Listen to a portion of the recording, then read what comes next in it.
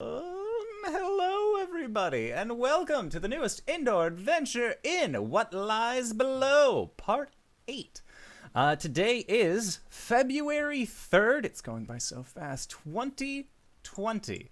And my words. You are loved. That one. I said our loved, but you know what I mean.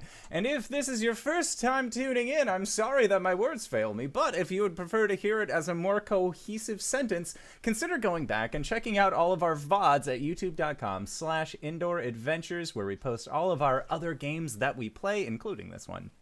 And, of course, we also post our games wherever podcasts are available. So if you like this group, but, watching something is a little difficult compared to just listening to it, consider checking out anywhere podcasts are available for free.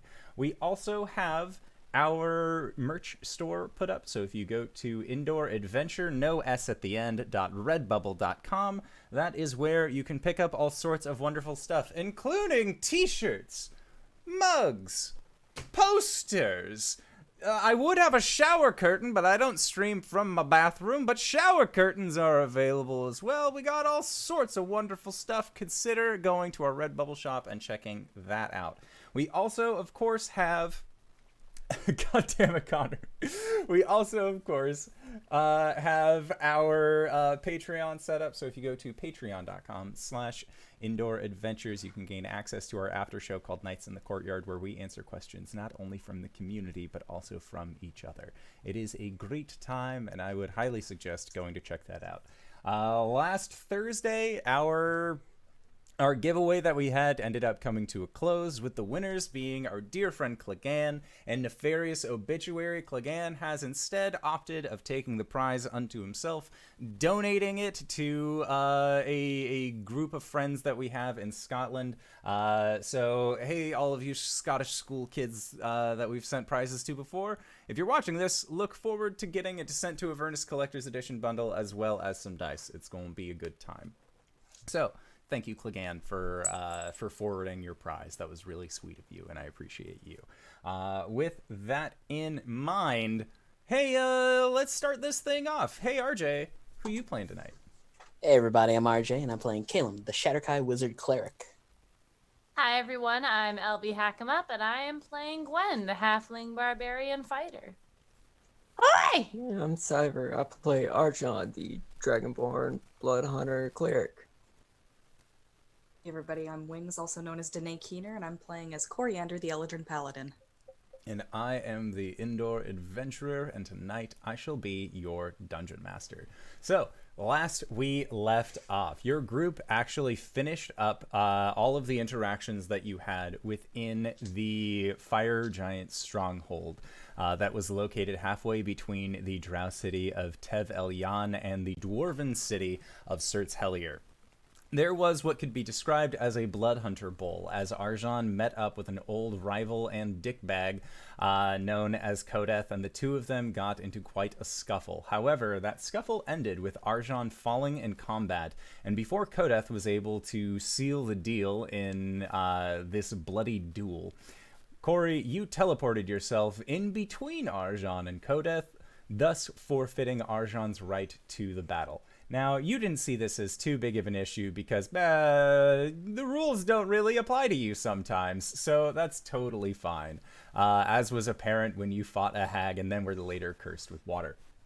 Now, after you had saved Arjan's life and the group of you made your way back to Surt's Hellier, Arjan, you ended up leaving the group as you realized that your buddy system tactic only works when all four of you aren't turned to stone, as a particular halfling barbarian was currently experiencing. But you managed to go to the Ceaseless Quarry and pick up your prize for having gone down to the stronghold and clearing that out.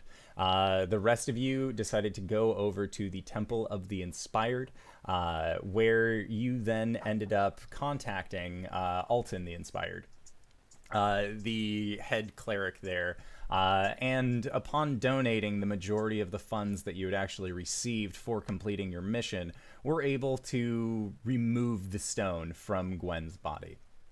It was then also that you met up with a young dwarven man named Truber, who was able to identify a potion for you, a potion which you realized would give the drinker a immunity to fire damage for 10 minutes, thus giving a possible way into this pit of fire at the Great Forge that Cori's Corvid skull necklace was actually pointing to.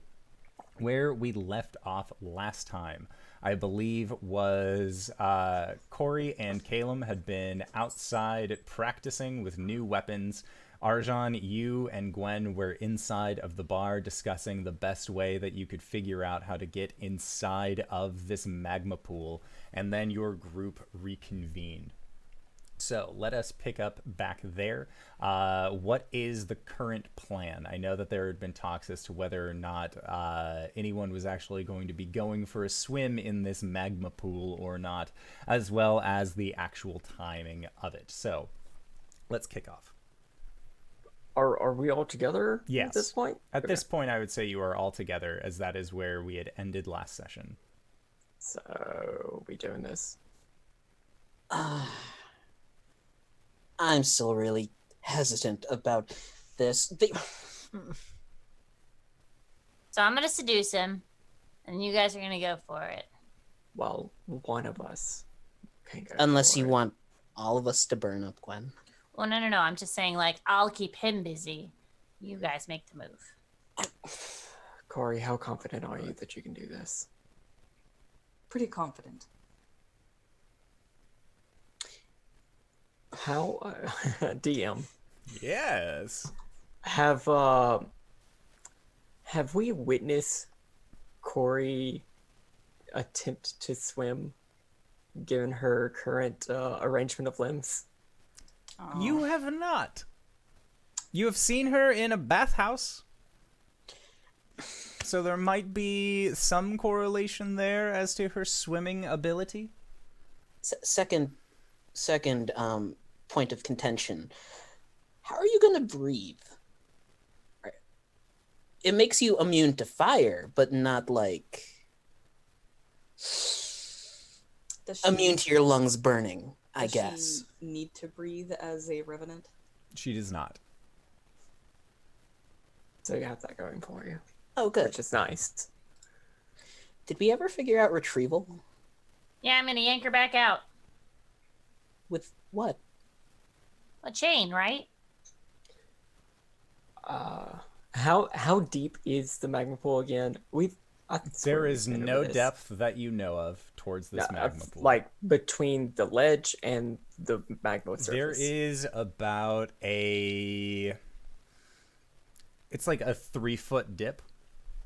Oh, Okay, so you could conceivably climb out, even though it's really hard to lift yourself out of water. But like, definitely misty steppable.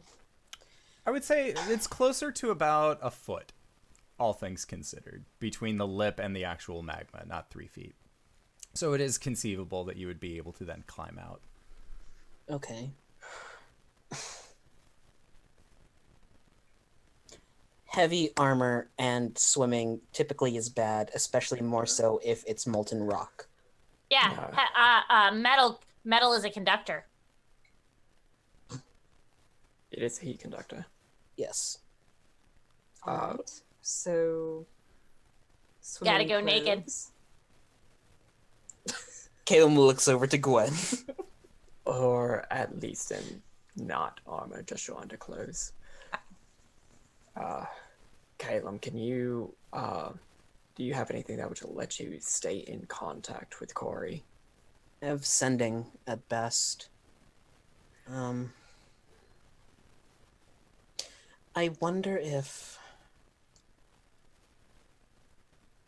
I might need to take an hour or two. Could I make a castable mage armor but apply it to someone else? Like make a scroll. No, like actually Yeah, use one of my like class targets. functions. turn the target into touch instead of self. Yeah, you'd have to spend some time and get the materials to actually do that. But yeah, that is something that would be possible. It would take more than a couple hours, but How long do you feel like we can put this off for? What do you mean? As in, Well, before we try? precisely before we attempt to. I don't want to go into it underprepared. Well, Or you go into it underprepared. So, like, Cori would have been kind of babysitting her corvid skull for the past, like, 6 days, quote unquote, as they went down into the Underdark and back. Was there much movement from the skull, or is it all it was just always kind of pointing to the same place. always in the same direction?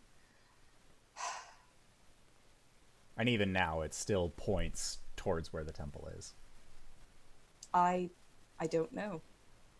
All I know is which direction the corvid skull points, and I have no idea what we'll find down there. Well, if you can put it off for at least a day or two, when I'm comfortable with what we can amass in terms of things we could send you down with. Okay.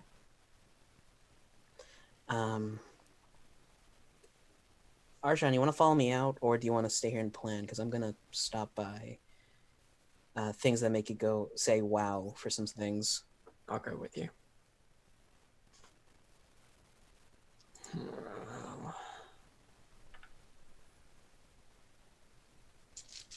Have fun. Tell Dickface I say hi. Which one? Whichever one's there. Okay. So, Cori, you and Gwen are getting left behind. Arjan, you and Caelum are going to go out and perform a wee bit of shopping at things that make you say wow. So, as the two of you end up going off, you end up finding the same red tent as it always is. And upon arriving, you hear a far-off yelling, followed by the cloth roof of the actual tent. Once you're inside of the merchant's area, splits open, and your dear friend Orillo ends up falling through the ceiling and just landing upon the ground. And when he does, he actually leaves a small crater. And then you hear him just, "Oh, God, why?" He Orillo stands up, and you see that Orillo is a half-orc in this instance, and they seem to have used their relentless endurance feat to prevent themselves from meeting a grisly fate in their own store. "Hello." They pop their shoulder back into place. Caelum and Arjan, right?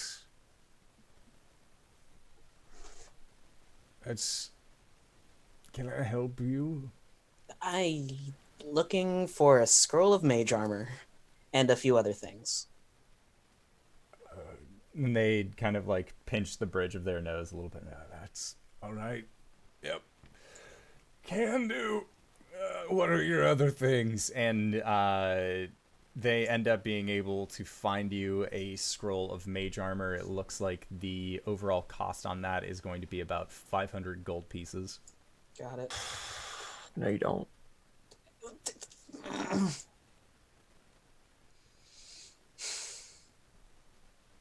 It feels like whenever my aunt gives me money, it just... I mean, this is a group thing. It's coming out of the group funds. Okay. That said, does he have anything that might be good for a particular crossbowman? For a particular crossbowman, he has a cloak of protection that he would be willing to sell you for. I believe cloak of protection is currently going for about 500. He also has a bag of holding seeing as how your group does not have one that he is willing to part ways with for 750. Yeah. Caelum and Arjan look at each other, like, start furiously nodding. We're only halfway through the campaign, and you're only just now getting a bag of holding. Oh, I'm sure it's fine. It's fine. We could store so much in this baby, Caelum slaps. There's so much room for activities. Shove tea can inside. What does it look like in there? Oh.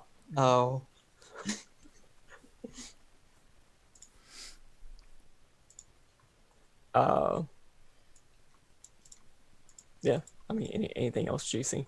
In terms of juiciness,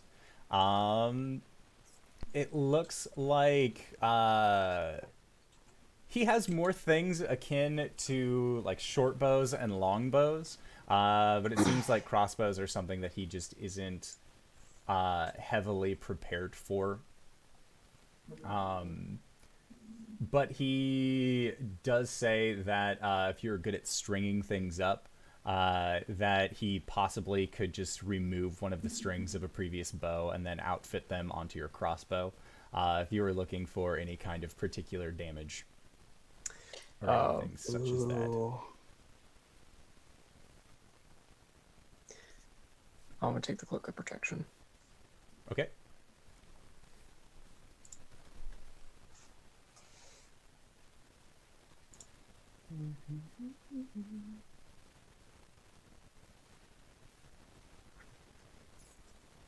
Oh, wait. Mage armor is touch.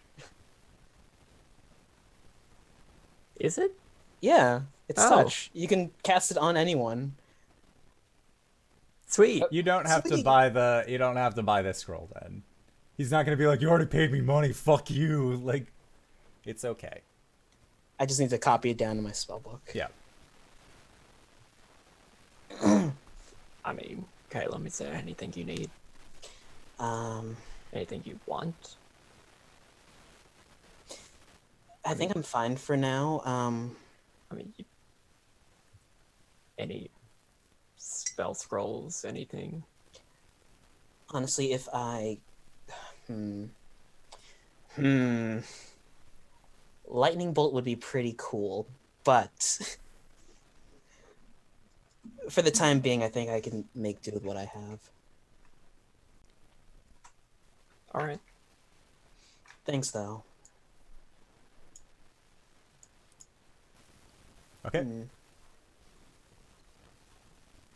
Sounds good. So, I have other things set up here. They are also, as you are talking with them, they also have a discounted magic item, which is the Cloak of the Manta Ray. They thought that it would do a lot better here than it has actually given them, but if anybody is interested in underwater breathing or a swim speed here far away from the ocean, you would be able to pick one up for 350. I'll take it. Okay. We should just give it to Gwen and not say anything, so whenever she falls into water, she'll think she's a really good swimmer. Okay. So, while this shopping spree is happening, what is going on with Gwen and Cori? The two of you, I'm assuming, are still sitting at the bar, which is the Journey's End here in Sirt's Hellier. And previously, when you guys were talking about what to do with the lava field, I just imagined that the potion vial that you had been considering quaffing in order to not suffer any fire damage has just been like sitting in like on the table perfectly in grasp between all four party members. But now it is just Cori, Cybra, and Gwen. So what are the two of you guys doing? Gwen's probably telling a story about the Goliath camp. And then I took his head and I fucking slammed it in the ground. It was great. Oh, well, it sounded like he deserved it. For sure. What did you all get up to whilst I was detained by the beholder. Oh, yeah, sorry about that. We were told that you would be fine. And, you know, I thought, what would Cori do? She would do the Oh. sensible thing. And, It's exactly what I wanted you to do. good. I was fine. I was completely fine.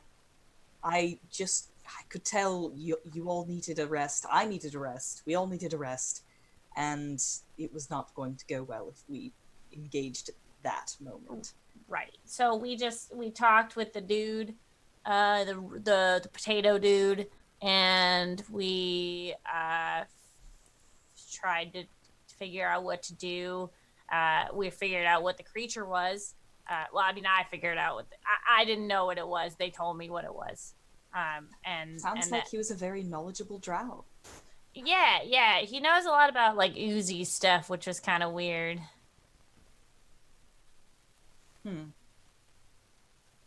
But everybody's got to have a hobby. I guess he kept like he's one of those like priests that's like, my god's the best and all of your gods suck and I can't talk to you about any other gods because your gods suck. That sounds insufferable. Well, it was fine for what it was. for a one battle kind of dude. God. I thought he was a Shatter Kai. When are we gonna meet another Shatter Kai? I mean, we were in the Underdark, right? That's where they live? No, Gwen. No. Where do they live? The Shadowfell, I think. Oh, that's different? Mm-hmm. Yes. Right. But then again, there is also... Oh god. I'm literally getting my Forgotten Realms lore mixed up. There's an Underdark for the Feywild, isn't there? Yeah. Oh my god! We don't go to that place. Oh boy. I mean, if you guys want to, you can. I'll have to prep for it, but it'd be spooky and fun. I don't want to go to Wonderland. Oh, that's very exciting, actually. So after we get this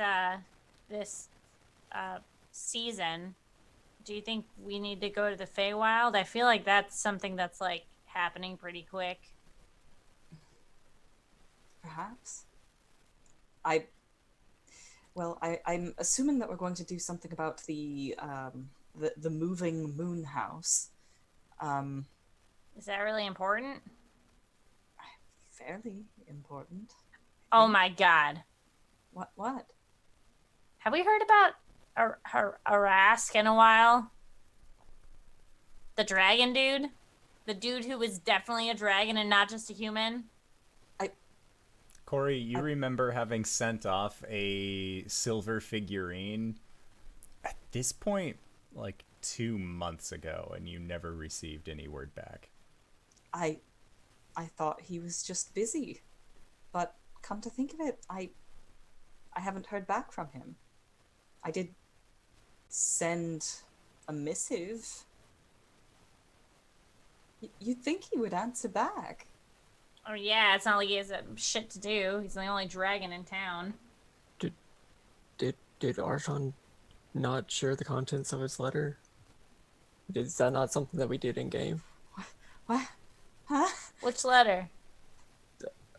His package that he got from Dragonstrass. Where Archon was... Oh, I don't know if that was actually shared. Did you share it? I thought I did. Okay. Yeah, so that's a problem. Arask isn't on the island anymore, right? That's a thing. Oh gods. We have the Dark Star. You know, the impending doom of the universe. Why does it never feel like our plate gets any emptier? Because you're an elf and you don't eat anything. I was speaking in a metaphor. Oh, sorry. No, because I don't know. We're pretty powerful people, and like this stuff is important. And, now people are coming to us with this stuff. So we need to do something about it, unfortunately. And for the record, I'm working on the eating thing. Being a revenant kind of puts a damper on that. No, I'm saying in general, dude. I can eat like a whole chicken and a half myself, and you eat like 2 legs and you're done. I'm sorry. I'm just saying, like, there's a lot of stuff, and we should probably, we'll get this done, obviously, and we'll do it right, but then we have, like, a lot of other things to deal with, and I think we should be thinking about, like, the future. That's fair. To some degree, I focus on what's in front of me and then not worry too much about what comes after that. Right. But what you're thinking about is wise. Really? Yes. Somebody's got to look to the future. I like to look ahead. I don't like to look back. But if I was looking back, are we gonna go to Shroudport anytime? Oh. What's in Shroudport? Nothing. I was just curious. So, another ale, please. You get your other ale. That is no problem. And we'll say that your guys' conversation kind of continues on for a little bit more, more figuring out an order Next of steps. operations. Yeah. Of what you want to do versus what you have been able to do thus far. And it is about that time that Arjan ends up coming back with Caelum. And Arjan looks pleased at a new side satchel that he seems to have attained. Yeah, it looks like he's carrying so much less stuff, and it's great. Did you sell some stuff, dude? Nah, it's all in this bag. What do you mean it's all in this bag? It's all in the bag. Ooh. Oh, it's a bag of holding. Right? Yeah, it's a bag of holding. Yeah. Aren't all it's bags of holding? Don't No, they but- all hold shit? but this one holds, like, a lot of stuff. The magical sense. Oh. Alright. Gwen immediately just, whatever. And goes back to her stuff. Sorry. So I got what I needed. Arjan, Cori, can either of you prepare aid for tomorrow? Certainly. Is that first level? That's a second second level, level. I think. I don't have second level. I don't either. I can, and I will. Okay. Because you asked. Oh, this is gonna be an event. I have a question. I might have an answer. Well, just in general, you don't have to answer it, Caelum, but how stupid is what we're about to do? Very. Okay. Like, Cori might die, or there is a 20% chance that Cori might not die. I mean, the success rate isn't 0. Everything's going to be fine. Why did you say that? Because I mean it. Don't. I won't die because I can't die. Well, okay, that's not true. You have died. On multiple occasions, yes. Yes, but I can't. What do you Not mean? permanently. I mean... ideologically. You mean in the sense that your spirit will live on? I mean in the sense that I'm well motivated. Oh. There are things that I need to do here. Wait, So- can you live forever by doing that? Because I could be really fucking motivated if I need to be. I don't know. Let's not try it. Oh. I feel like the Raven Queen would get mad at us for that. Hmm. Cori. Can you, attune to this for tomorrow? And he's gonna hand you the Cloak of Protection. I Oh. cannot hear you. Okay, yes, I will. What about the other one too? I'm assuming that wearing more than one cloak is no bueno. Just be a Nordstrom Rack's amount of cloaks. Just like get some string and tie them together and make a poncho. Wear 2 cloaks. 2 halfling cloaks make 1 real cloak. All right. Yeah, if you add the cloak of protection to your inventory, it should update you accordingly. You get 1 more AC, and to all of your saves. What was the other cloak that you were offering? Well, I was just offering you the cloak of protection. The other one was the cloak of the manta ray, which is water breathing and I guess a swim speed. I feel like a swim speed would be more valuable than an extra AC. All right, so I'll give you the cloak of the manta ray. Then. If that works in magma. Only one way to find out. I suppose. Gonna be fine. Yeah.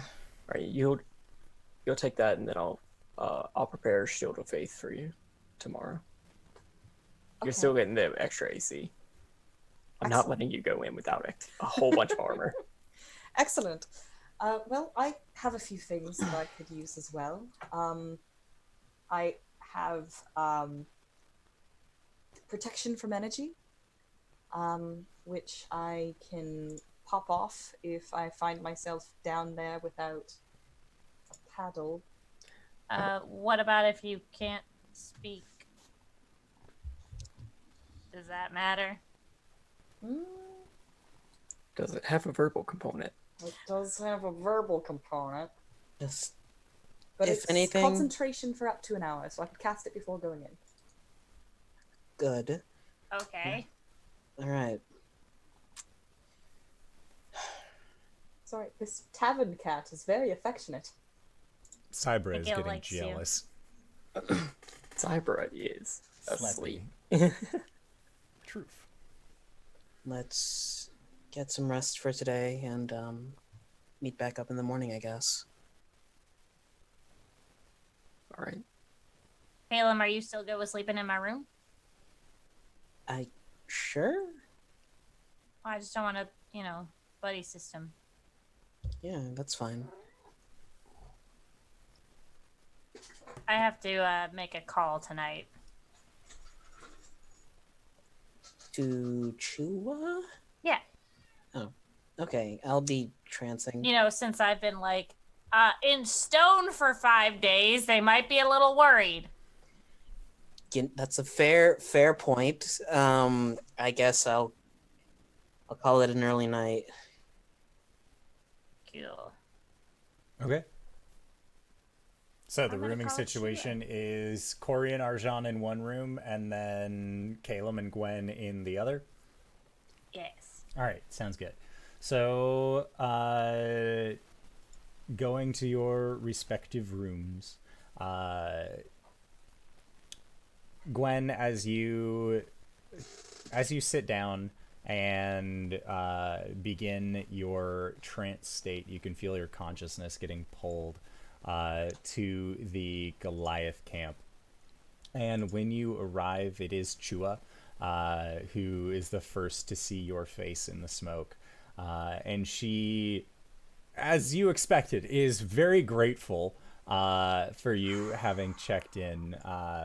She ends up expressing worry about not knowing if you were dead, if you were traveling, interplanarly, given that your friend is a member of the Feywild community. She's not I'm exactly sorry. sure. I was literally and figuratively stoned. I That could sounds not- awful. Well, actually, it felt like 2 seconds for me, but, How did you end up turning to stone? Do you know what a beholder is? Does she know what a beholder is? Let's find out. She just kind of shakes her head no. It's like this big, think of a circle, Okay. There's one big eye on the front, and then it has little stockies with, eyes on it, and it just floats around. Gwen, It doesn't make any fucking sense. Gwen, make a wisdom check. for me. Wisdom check. Yeah, just a wisdom check. Okay. Oh god, I rolled like 4 dice. Luckily, one of them was the right one. 15? So, you know that your form is is incorporeal at this point. You are just a smoky face. Yeah. Using the smoke, you can craft an image of what a beholder would look like to show Chua. You are creating smoke signs for your actual party. Cool. I do it. And Chua's like, her eyes get very large seeing this horrific thing, and you see her like point her staff towards it and begin uttering most common swears in giant speaking, looking towards this thing, and actually like shakes her staff towards it. You fought this thing. Yeah, we fucking killed it. But it turned me to stone. And Chua thinks for a little bit. So when I tell the rest of the tribe, I will leave. Do you want me to include the part where you are turned to stone, or leave? Oh, no. Leave out? it in, because that was fucking cool. Okay. Because unless you think they'll think I'm weak. We killed a creature from another world! I think that if I explain the situation, that they will be more than amenable. Understanding. Cool. And then she looks at you and bows, and says, "You have done well. Thanks. And even though we do not travel together, the people appreciate you." Well, good. I miss everyone. Yeah, the feeling is mutual. Is there anything I should bring back? And Chua thinks about it. And says, if you can find any seeds or grains or anything such as that, we can make use of it out here. All right, I'll do that. I got some mucho dinero now, so. I'm sorry, what? Are you speaking in Elfin? No, that was Dwarvish. It's a lot of money. I got some money to spend, so I'll get some stuff. We'll probably be passing by again soon here. Do you know anything about Cori's gonna have to jump in a pit of lava tomorrow? Why? Because one of her seasons is in it. Your friends confuse me. I know. Are you going to be jumping in the lava? Fuck no. Good. My chieftain is smart. Thanks. But no, I think we have it kind of figured out. She's got a thing that, she won't get hurt by fire. So that's good. And I'm going to pull her out when the time comes, but this is kind of all like far territory to me. I have no idea what the fuck's going to happen, so. Okay, well, the only advice I would have is keep a level head. I can do that. I have a very low center of gravity. And there, Chua just gives you a pause. I know what you mean. Okay. So we're both clear, what do I mean? To be smart about things and think about them. Okay, I just wanted to make sure. I trust you, smart chieftain. Sometimes. I know. Any news from the front? From our front, because it is difficult to get a hold of you, there are still people who aren't necessarily your biggest fan. However, we are doing what we can to quiet those who are not content. In what way? And she says, well, we are offering them gifts. Oh, good. Okay, As cool. best we Bribery can. is good. Uh-huh. It's not necessarily bribery, Oh. but if there are people who are complaining that they have not gotten better accommodations, we see that we outfit them with those better housing, better food that we can. Anything I need to do? Don't get turned to stone again. You got it. Right now, your council is still working effectively. Alright, cool. How's my big old brother doing? He's doing better.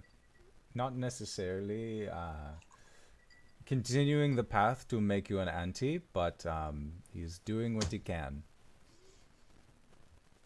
It's fine. I'm not getting any younger here. Oh my god, look at Lady! Sorry, audiocast listeners. Sorry. That's what you miss out on. You're just getting belly rubs. Alright. Keep going. Gwen doesn't have anything else to add. Okay. Yeah, Chua lets you know that Terizo is trying his best when it comes to the love life, but it seems like after the initial interaction that he had on your inauguration night, he just continuously finds himself putting his foot in his mouth. He's trying really hard, but he realizes that he's let his actions speak for him. Yeah. I'll give him some pointers when I'm back in town, because I am not lacking in the ladies and or men front, if you know what I mean. Shit, I'm not gonna have to get married, am I? She looks at you. What? I mean, to bring tribes together. I'm not gonna have to get married, right? I can marry my brother off. I can marry Terizo off, right? If you wanted to, is Yuri? She just is like just flabbergasted by this interaction. I think Chua would know if it's just Gwen focus. Oh yeah. Oh yeah. No, and so she reveals that you don't have to get married to a Goliath to bring the tribes together. You don't have to marry Terizo off. As the chieftain, you're free to kind of do whatever, and if people don't like it, well, they can either leave or they can stick around. Mm-hmm. It's a pretty simple process, all things considered. All right, cool. Things are going great. All right, well, it's good to chat with you. How are you feeling? How are you doing? And she just shrugs. This spring has finally come. Things are looking well. We are making our yearly migration on time. Good. Everything is going fine. Sweetness. I'll check back in a couple days then. She nods and says that the rest of the council will be there at that time. Solid. All right. Okay. Yep. So, Gwen, while you are trancing Cori and Arjan, is there anything that you guys wanted to do in your room?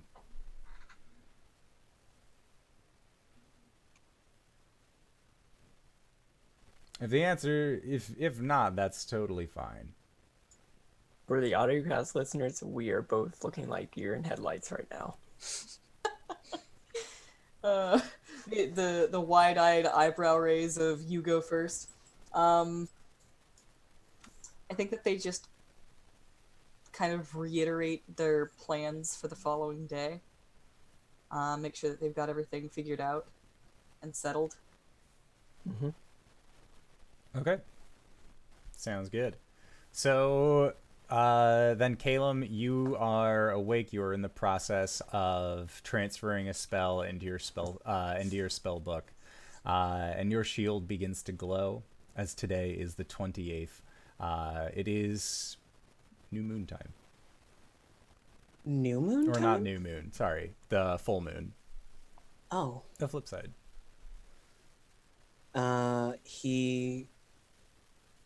How close am I to completing the spell? It looks like it is You got a few hours into it, but it's still going to take you a little bit. I could take a break. He will walk over to his shield and put a hand on it. And you see that the stars of Saloon end up. It's like the work that is done on the front end of the shield just kind of begins to curve and manipulate until it is the face of a barn owl. And as soon as it adjusts to that face, the shield glows. And standing before you is a tiny female figure.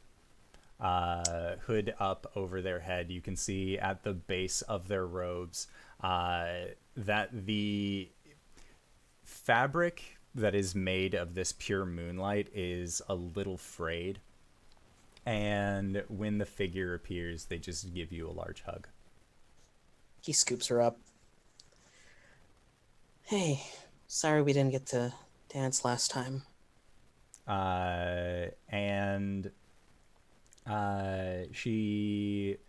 You get the feeling that it's okay. She doesn't actually verbalize anything. There's not a lot of space here, so maybe we could... He will, with Amaris in his arms, walk over to Arjan and Cori's door and knock on it. And the two of you hear a knocking, and when you open up the door, you see Caelum holding a glowing child. Oh. Recognize it as Amaros. Yeah. The clothing Amaris. looks like it has more definition on it than the last time that you had seen it, whereas before it looked like just pure moonlight. You can actually see that there is pattern, and like there is actual work that has been done on the clothing. Looks like she has much more of like a tangible form. Amaris. Oh, is it the full moon already? She nods. You would tell down here. Caelum is like kind of hopping from one foot to the other, like... I was wondering, Cori, would you like to come out and dance with us? She considers this. I would be honored.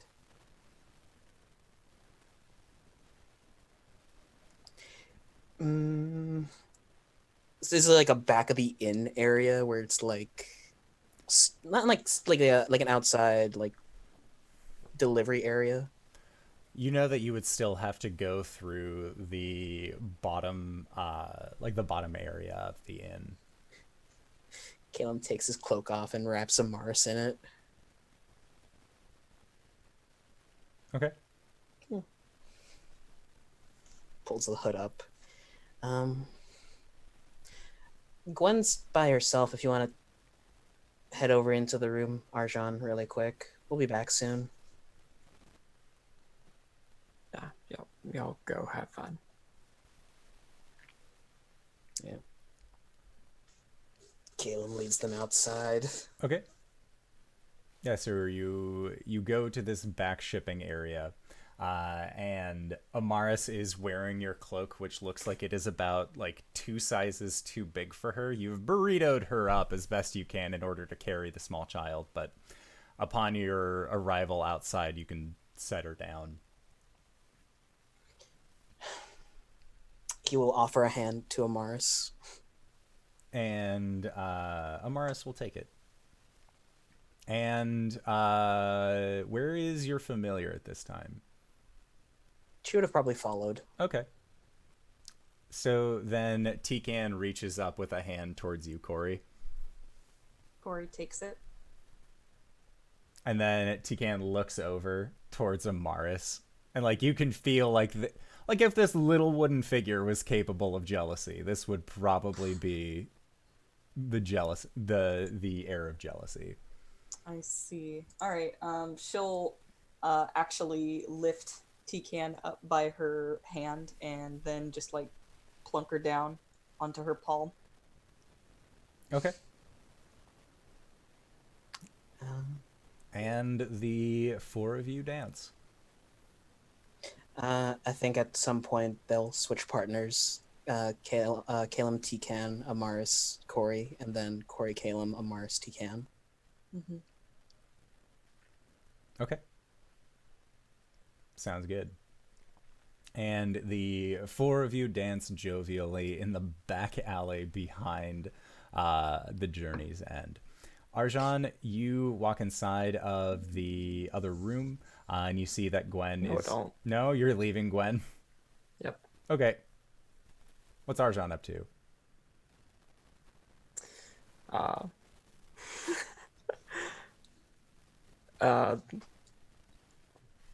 Just whenever Caleb and Corey leave,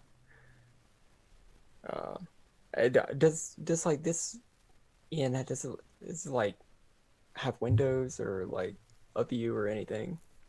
It does have windows, as was established when Gwen had actually snuck around the outside of the building to peer into you while you had spoken with Zelena. But they have shutters on them, and the views really aren't that spectacular. You just see the inside of a cave. A very massive cave, but a cave nonetheless.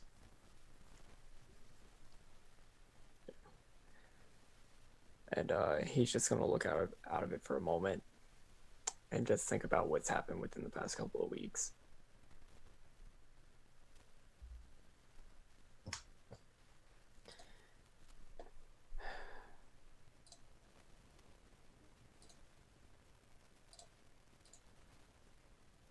Matea, Kara, whoever, whichever part of you I'm talking to.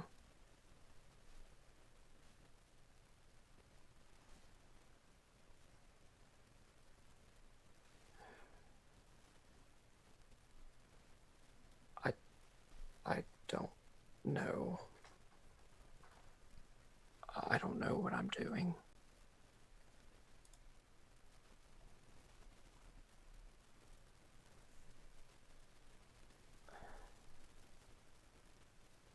I'm not as strong as I thought I was.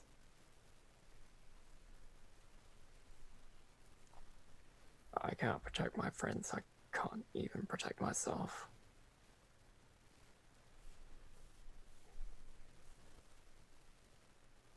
I thought I was doing fine with Charlie by my side. And I thought that I had you at my back.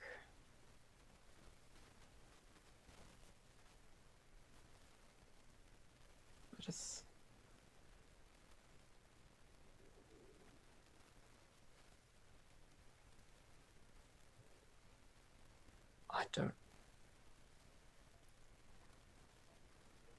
What do you want me to do?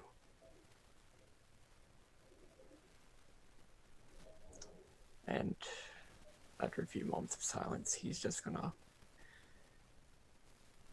take a deep breath and then make his way over to Gwen's room. As you open up the door to the hallway, you are met with a blast of heat. And looking out before you, you see the reddish sands of Avernus in front of you. And you can see the ever-present fireballs in the skyline of Avernus as well, detonating above you. And you see in front of you that there is what looks like a small building. And the small building has a neon sign above it that says Ordo's Dark Delights. And it seems to just kind of be flashing very routinely. And you get the feeling like you are supposed to go to this place. Looking around, there doesn't seem to be anything else. All right. And upon as you get closer, you can start seeing that there isn't really anyone around. And every time you've been to Avernus, it has very much been a crowded place. Every visit to the Hells that you have had. Every one time. Twice. But to Avernus. To Avernus once, but yes. every time that you've visited the Hells, it has always been very busy, very packed, and this just seems almost desolate. As you are looking around, you also see that there are the forms of several black Abishai that seem to be keeping their distance. But when you meet eye contact with them, they just sort of nod and then go back to looking off towards the horizon in their respective ways. As again, Avernus doesn't exactly have like a sunset mode, but they are just looking off in the distance to make sure that this area is left alone. And as you find yourself at the doorway of Ordo's Dark Delights, you see that there is what looks like a food and drink menu on a small marquee on the outside of this building. There are very quaint windows that have been set up. And opening up this door and looking inside, you can see that it looks like a cafe. There is a counter space that is set up towards the back where you can see all sorts of odd machineries that have been set up. And there are a bunch of other tables as well that seem to be kind of placed sporadically throughout this place in a layout that would make sense for one whose legalese was developed within the Hells. But the only customer that you see currently sitting in this cafe is wearing what looks like a leather jacket that is roughly around the same coloration as the deep reddish sands of Avernus, but you can see that they have long black hair. They are sipping on a cup of coffee, and when you make eye contact with this individual, you recognize them as Kara. And in front of Kara, on a small plate, you can see that it is a piece of carrot cake that looks like it has just a few bites that have been taken out of it, but nothing too major. He'll kneel. And like he like looks around, and then it's just like on a kneel. It's just like, is this the right thing to do? as you go to kneel, she just waves her hand towards you and just motions for you to come to the table. And he does. And at that, she says, "First, I would like to apologize. First and foremost. Since the last time you visited, you've been oddly quiet.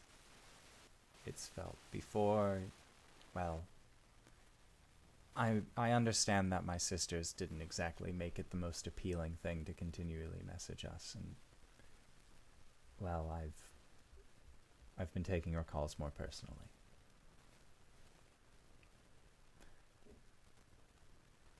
I apologize again that things haven't been going well for you, it would seem. Young one, there is something that you want to speak to me about, and that I understand, so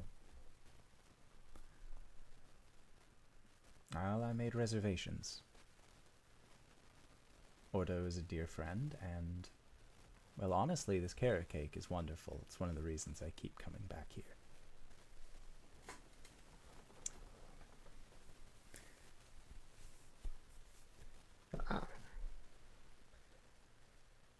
I just don't. I'm sorry, my queen. I don't feel like I've gotten a lot of direction.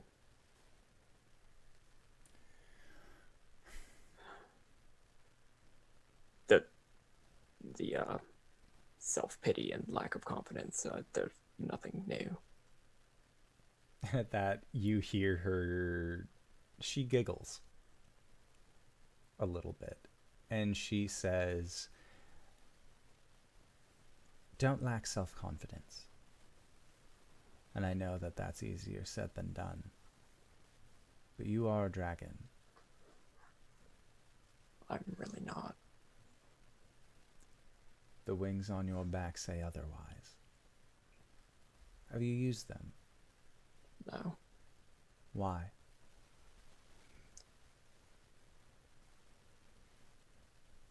Narratively, it's because they just haven't felt like they would actually do the job. Physics. And she says, there is no scientific reason why they shouldn't work. There is something, though, that has been preventing you from doing such a thing. And she motions towards your neck. You wear angel feathers upon you. You realize that these make my influence difficult.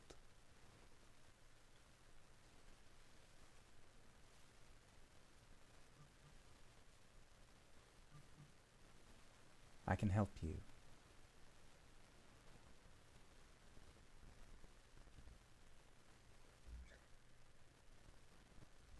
And I know that there have been those who have said that before. But I owe you a debt. And if there's one thing I hate, it's having outstanding debts. Well, that and those who would oppose me, but Well,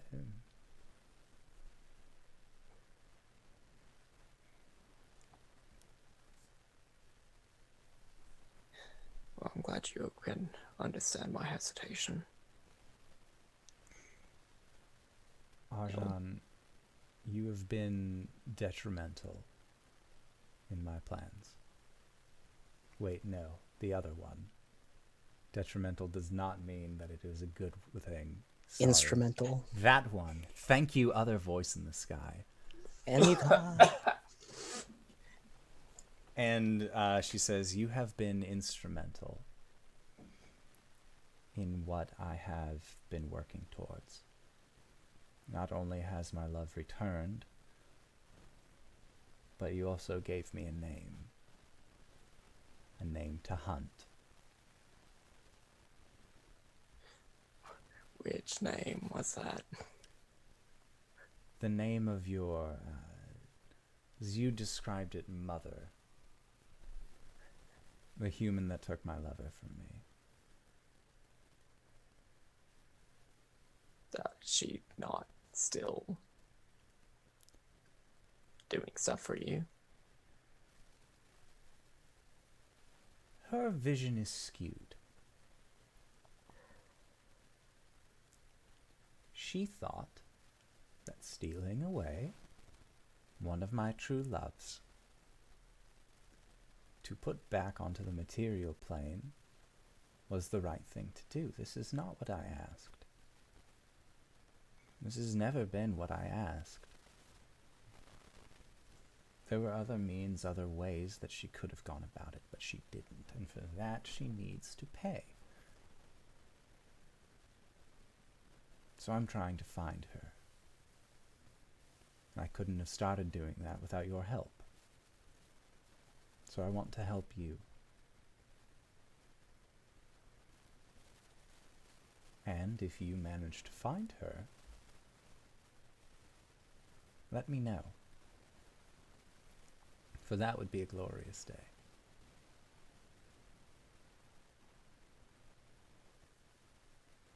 As you ask.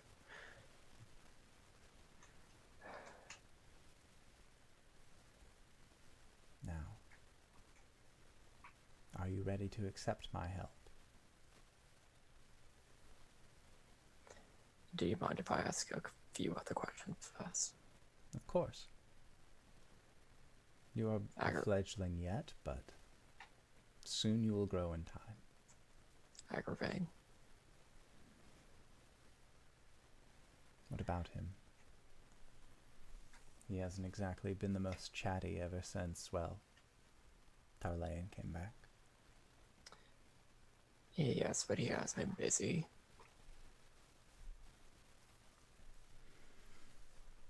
the mercenary company that I signed shares over to you. You haven't been doing anything with that, have you? With your mercenary company? Yeah. A little bit of recruiting every now and then. What do you know about the Southpaw Company?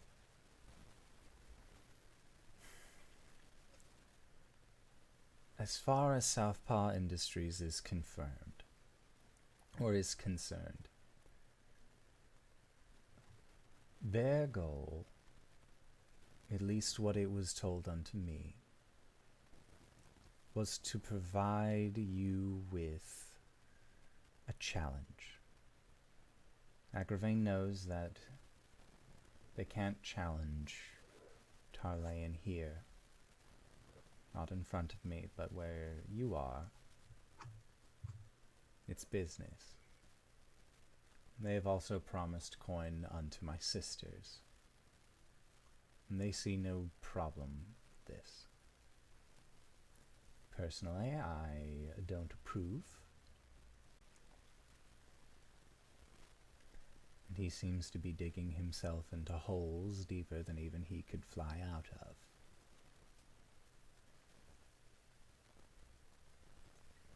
But so is the case of a spurred lover.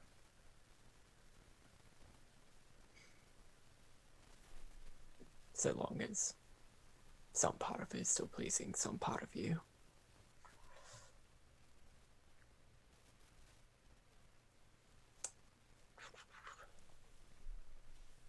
Tarlayan.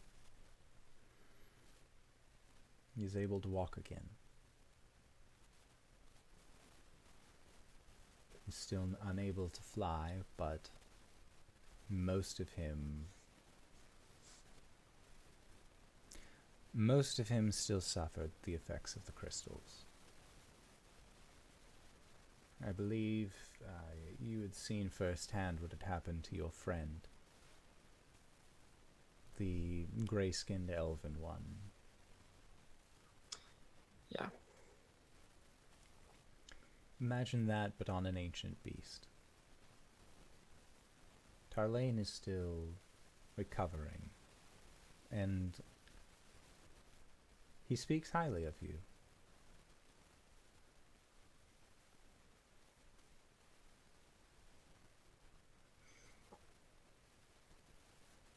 All right.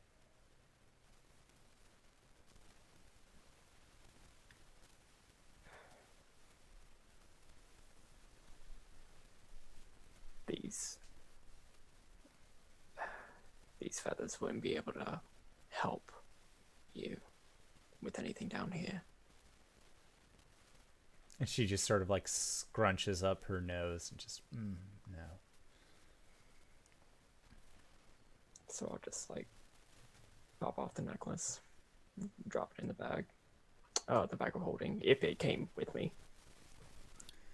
When you pop off the necklace, she actually extends her hand out towards you. I'll hand it over. And she will cup the feathers in her hands. And you see that smoke begins to actually come out from the creases of her fingers.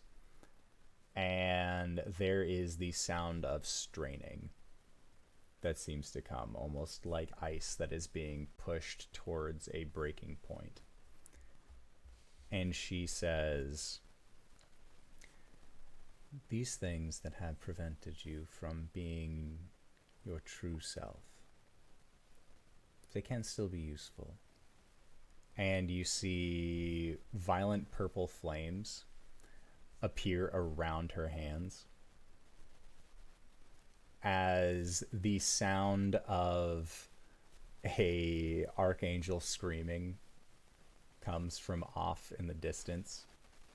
A sound that you are familiar of, Arjan, as it was one of the first sounds you heard when you had formed your pact initially. And you can Oof, see owie.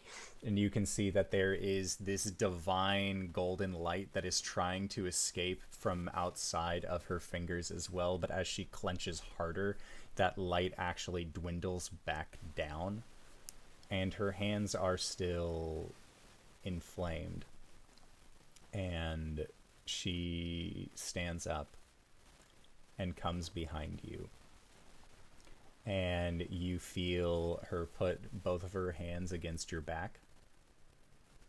And she begins to trace the outline of the symbol of Tiamat. And she is spending time working in the muscles towards the base of your wings. And she grabs one end, raises the wing up, like basically just moving them for you. And then afterwards puts her hands against your back as well, and it feels comforting.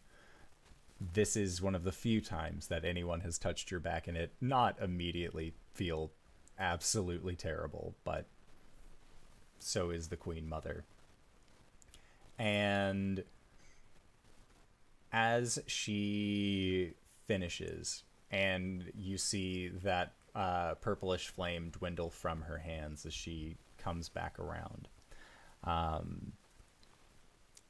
she says,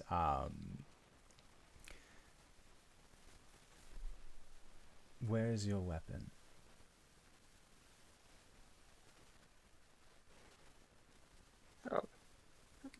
I'm guessing I put it in the bag. Yep.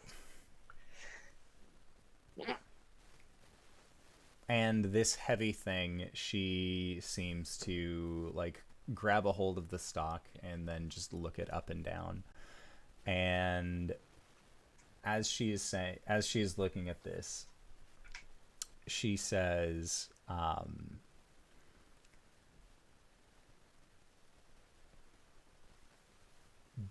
"Things like this were his creation, you know." Whose? Thailand. Not his exactly, but under his surveillance. This wonderful device was manifest.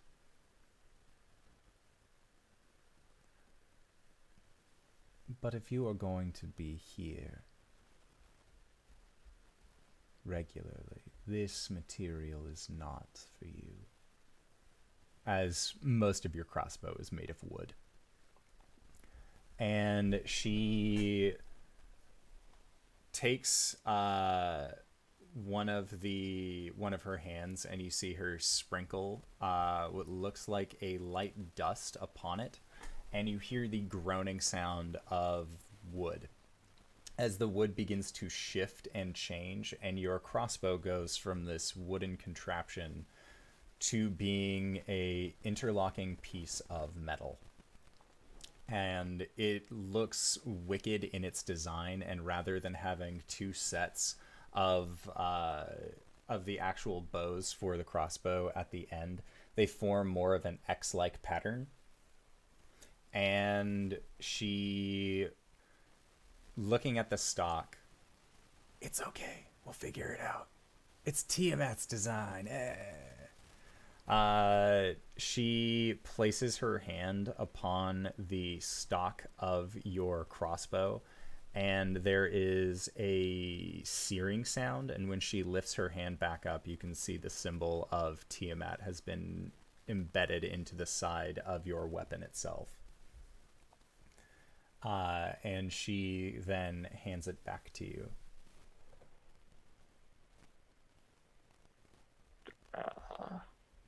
And says, "When you reached out to me this eve, you said that you weren't able to hold yourself in a fight, and you worried about being able to protect your friends as best you could. Right. Worry no longer.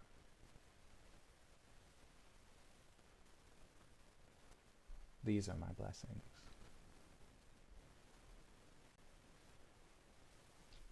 Thank you. And she nods and asks if you would like any beverage or confectionery from this cafe while you are there. No, I need to get back to my friends. She nods and says that she understands. And just, again, as you stand up and are making your way out, reminds you that if given the possibility, let her know where your mother is staying, if you end up finding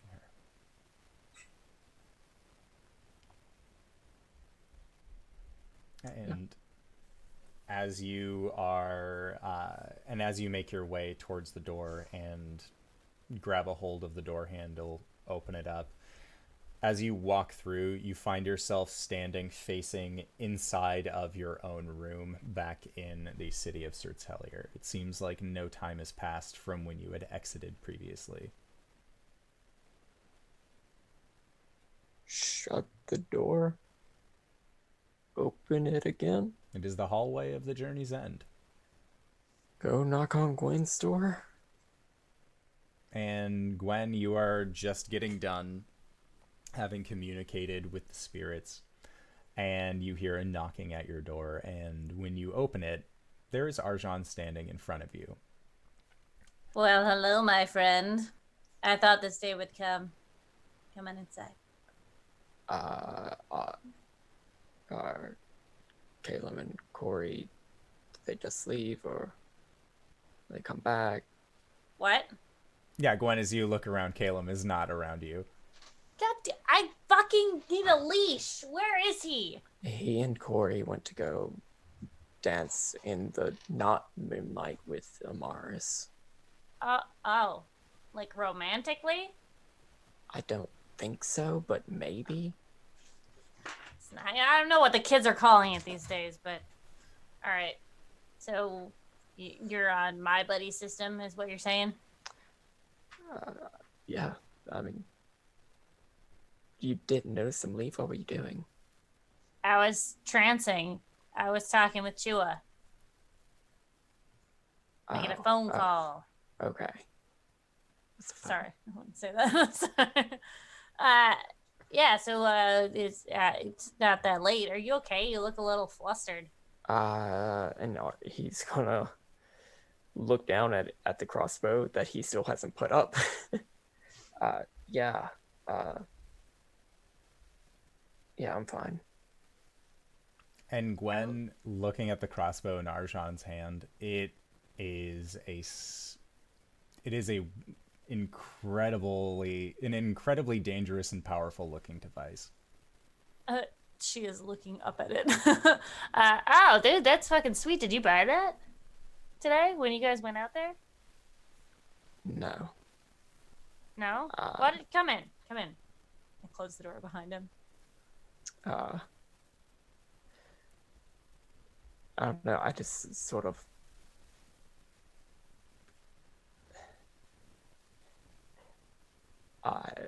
talked to myself and or prayed, and my goddess has blessed me. Oh. Your goddess gave you a crossbow? Well, I mean, she sort of she did something to my old crossbow. Do all people who worship your god get this? Because I can change. I mean, like, my god doesn't do shit for me. I mean, I'm sure that she would love that, but I'm not sure your tribe would love that. It's fine. Unless you wanted to convert your entire tribe to worship a dragon goddess. Oh, right. No, we are totally against that. No, we're not going to do that. Okay.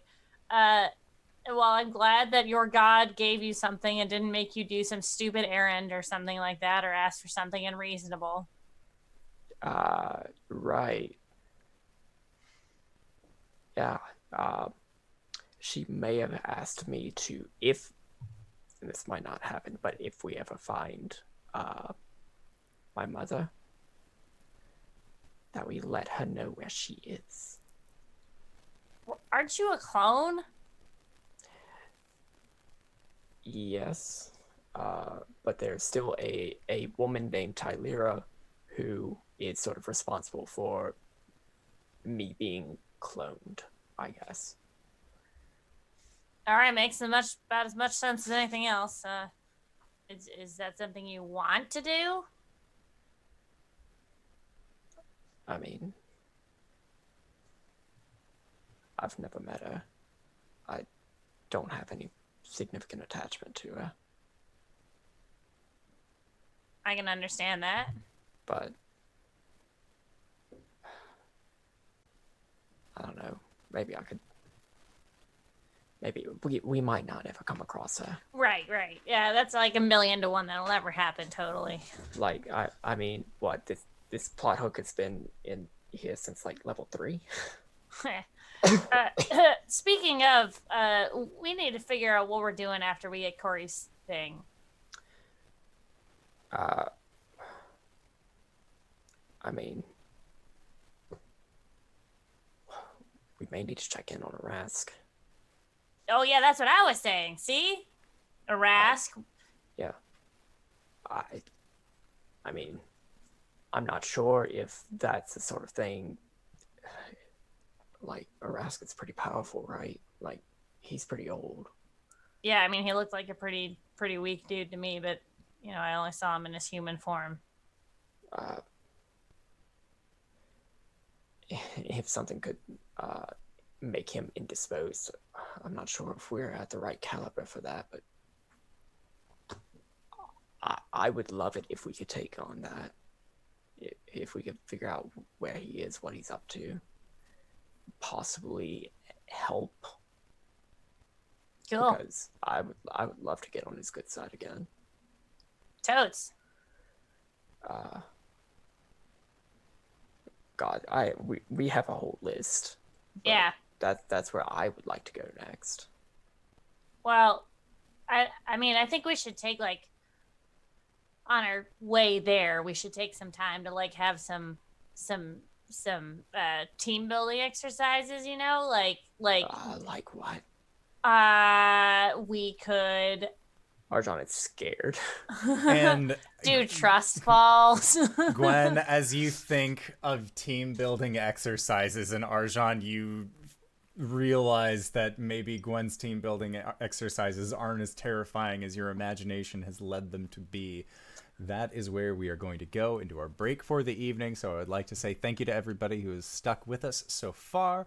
We will be back in 5 to 10 minutes. So don't go no place unless it is to grab a food, grab a drink, grab a friend, or possibly go to indooradventure.redbubble.com. That's right. That's indoor adventure, no S at the end, .redbubble.com.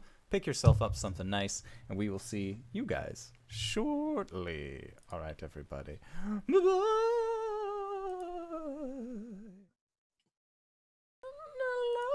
Steven!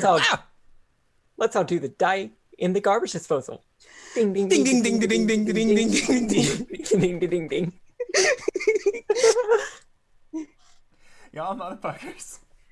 I love this game. I love this group. Y'all are great. So, Arjan, you are smelling vaguely of sulfur and explosion, talking with Gwen about, team building exercises that one could do.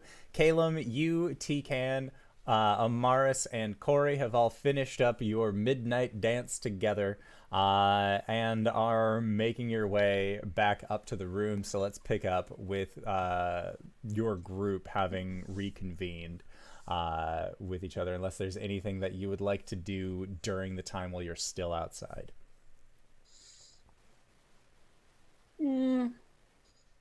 Maybe like he's sitting on the dock with Amaris in his lap watching Tikan and Cori dance. And he'll just talk to her for a bit. I know this might be asking a lot, but Cori's going to be doing something really dangerous tomorrow. And she just looks up at you and then looks over at Cori.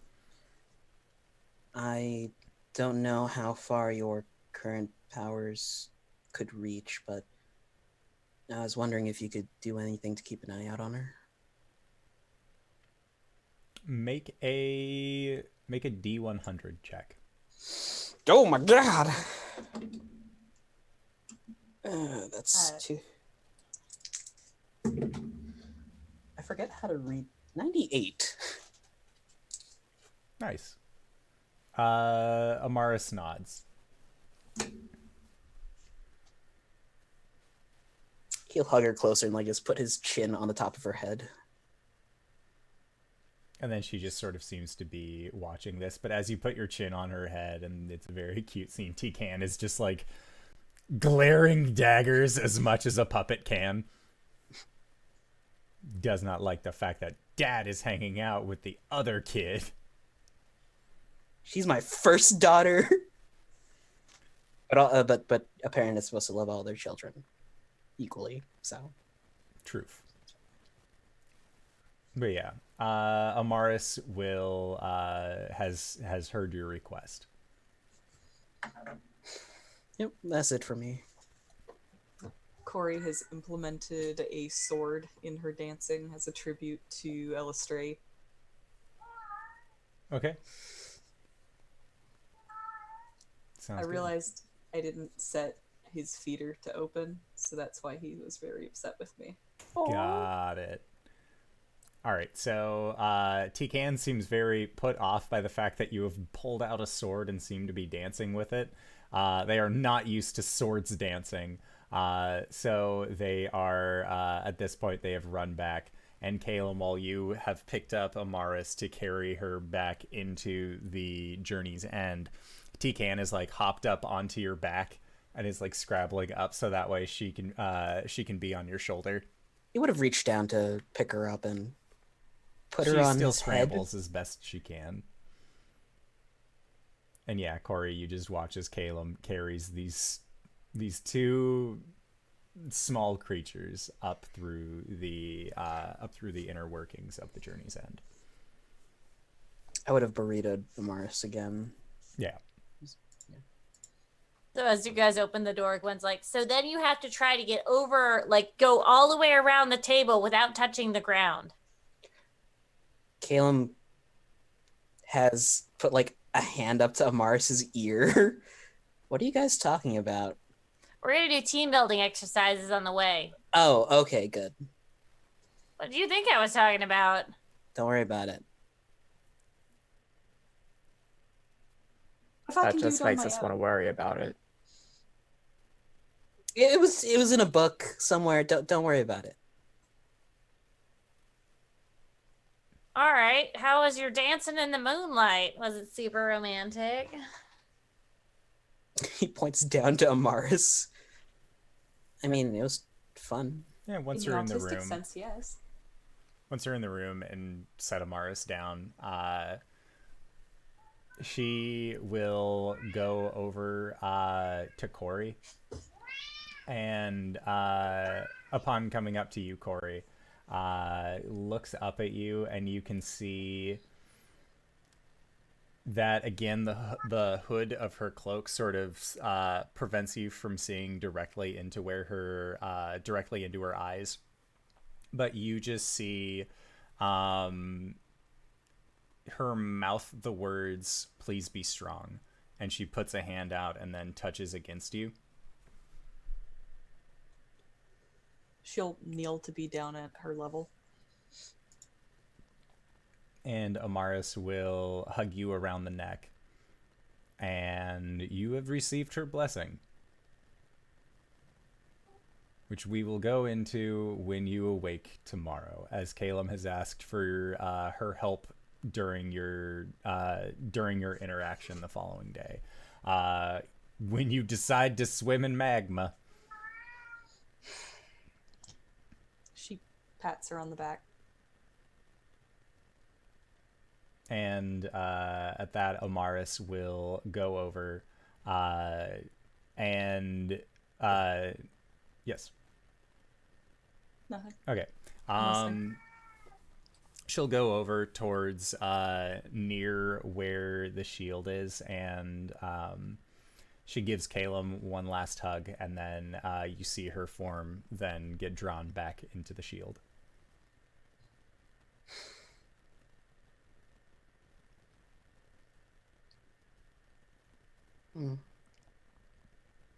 You guys make great parents. What?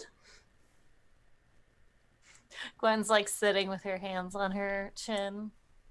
Well, it's easy when you only have to do it once a month. Do normal parents have to do it more than that? I wouldn't know. Oh! Oh, shit! Gwen, you had very Sorry. supportive parents. Yeah, I know. In multiple places. Anyways, so the answer was good. We're still planning on jumping into magma tomorrow. Oh, Yeah. Oh. Do we know what kind of chain could go in there? We still haven't figured out how I'm gonna hold Cori. Like, I said chain, but I'm like probably the least smartest person here. So Honestly, any standard metal would probably just melt on contact. Well, it won't melt on contact. It'll take a while, but it's not going to be pretty. So this is a problem. so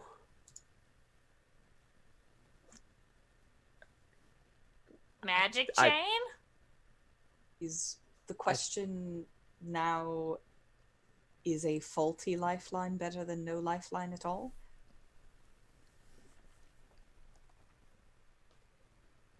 My concern is that when the chain eventually does melt, that's just added weight onto you while you're down there.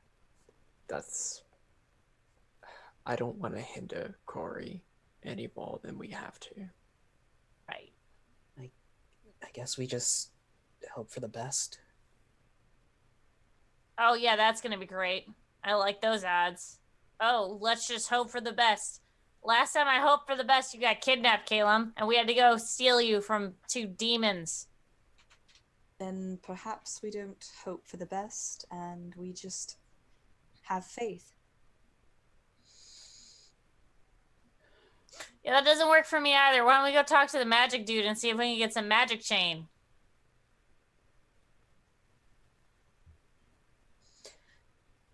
Actually, yeah, if Yeah. Aurelio has any magically reinforced rope. Thank you. Okay, that wouldn't Thank hurt. All right. He's getting so much of our patronage. Caleb flumps onto the bed.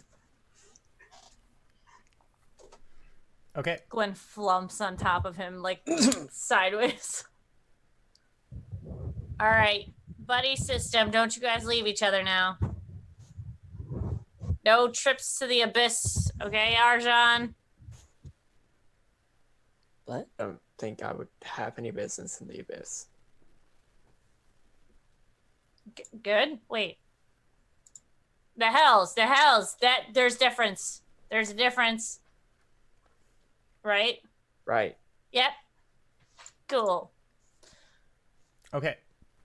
So if you do decide that you are going to try and pick up some tempered rope that is immune to fire, resistant to fire, what is it specifically that you're looking for? How much magic stuff does rope need to be reinforced with to not disintegrate in lava for about 10 minutes? You would probably want immune to fire. And anything with fire immunity is going to cost you quite a pretty penny at this point. What's pretty penny looking like? You'd be looking at about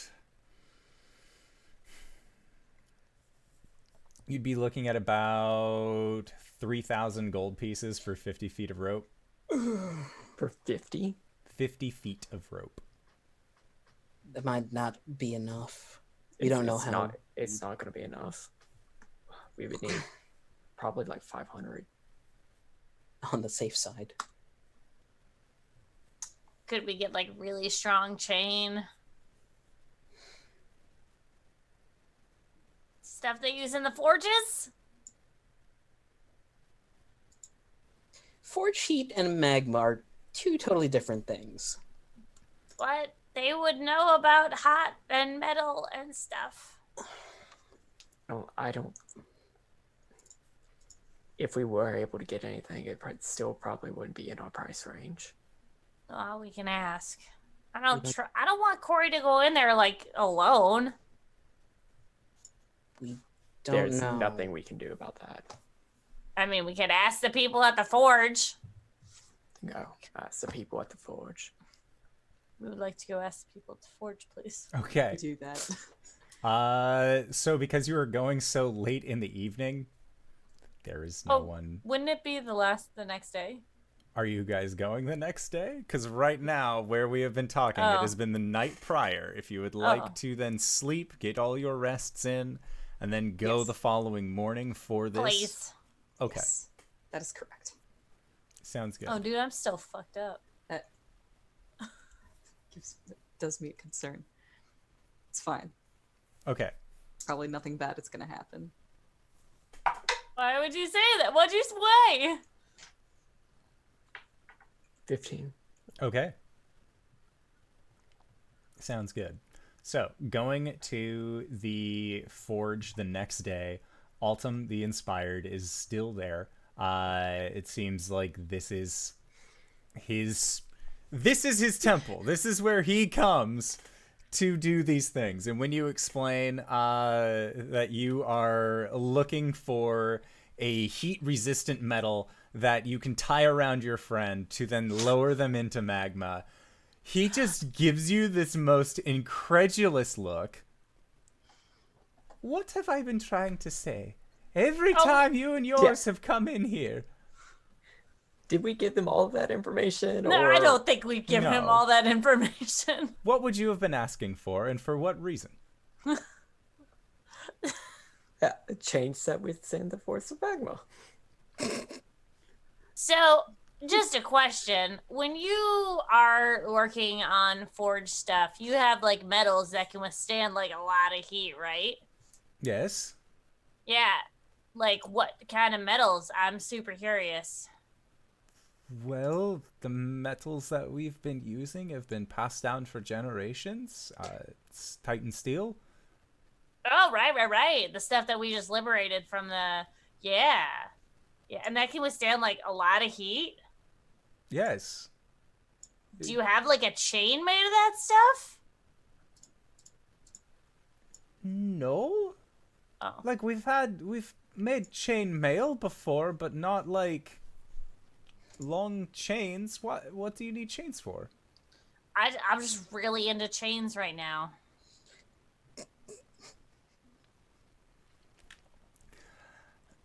Look. I rolled a 2. Gwen's pulling double duty here. She's getting this job done and also pulling off that seduction that she wanted to do. Yeah, totally. Look. I don't know what you've got in your head. If you want chains, we can make you chains. We don't have any that are pre-made ready. We can put a work order in on this. We'd need a donation to be able to start working on it. Do you know how much chain you're going to need? I don't know, like 100, 150 feet? 150 of Titan steel. Oh, I mean... She's looking back at the group like, I'm in over my head here. You guys know when I'm floundering, and this is it. This is happening. Ori's gonna slowly lift the potion and just kind of shake it back and forth. Caelum is casting a spell.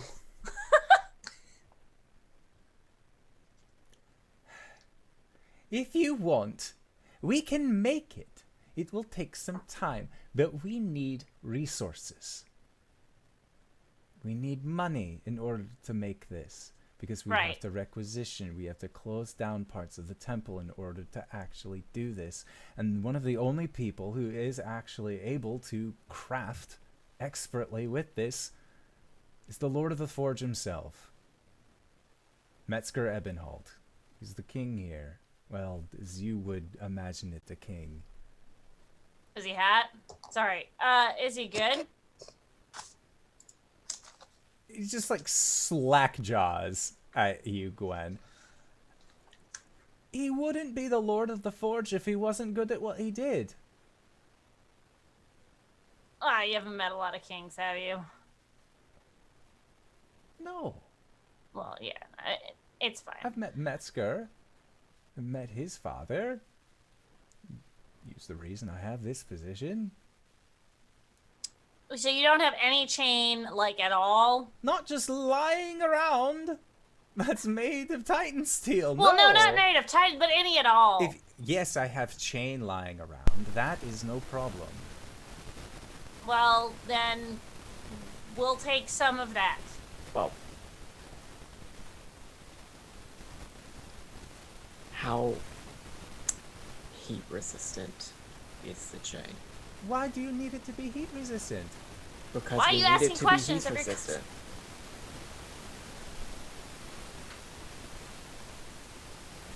And he looks at Cori, looks over at the magma pool.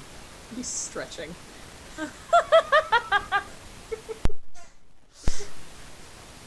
If I turn my back on you and yours, you're not going to do anything stupid like jump into the magma, are you?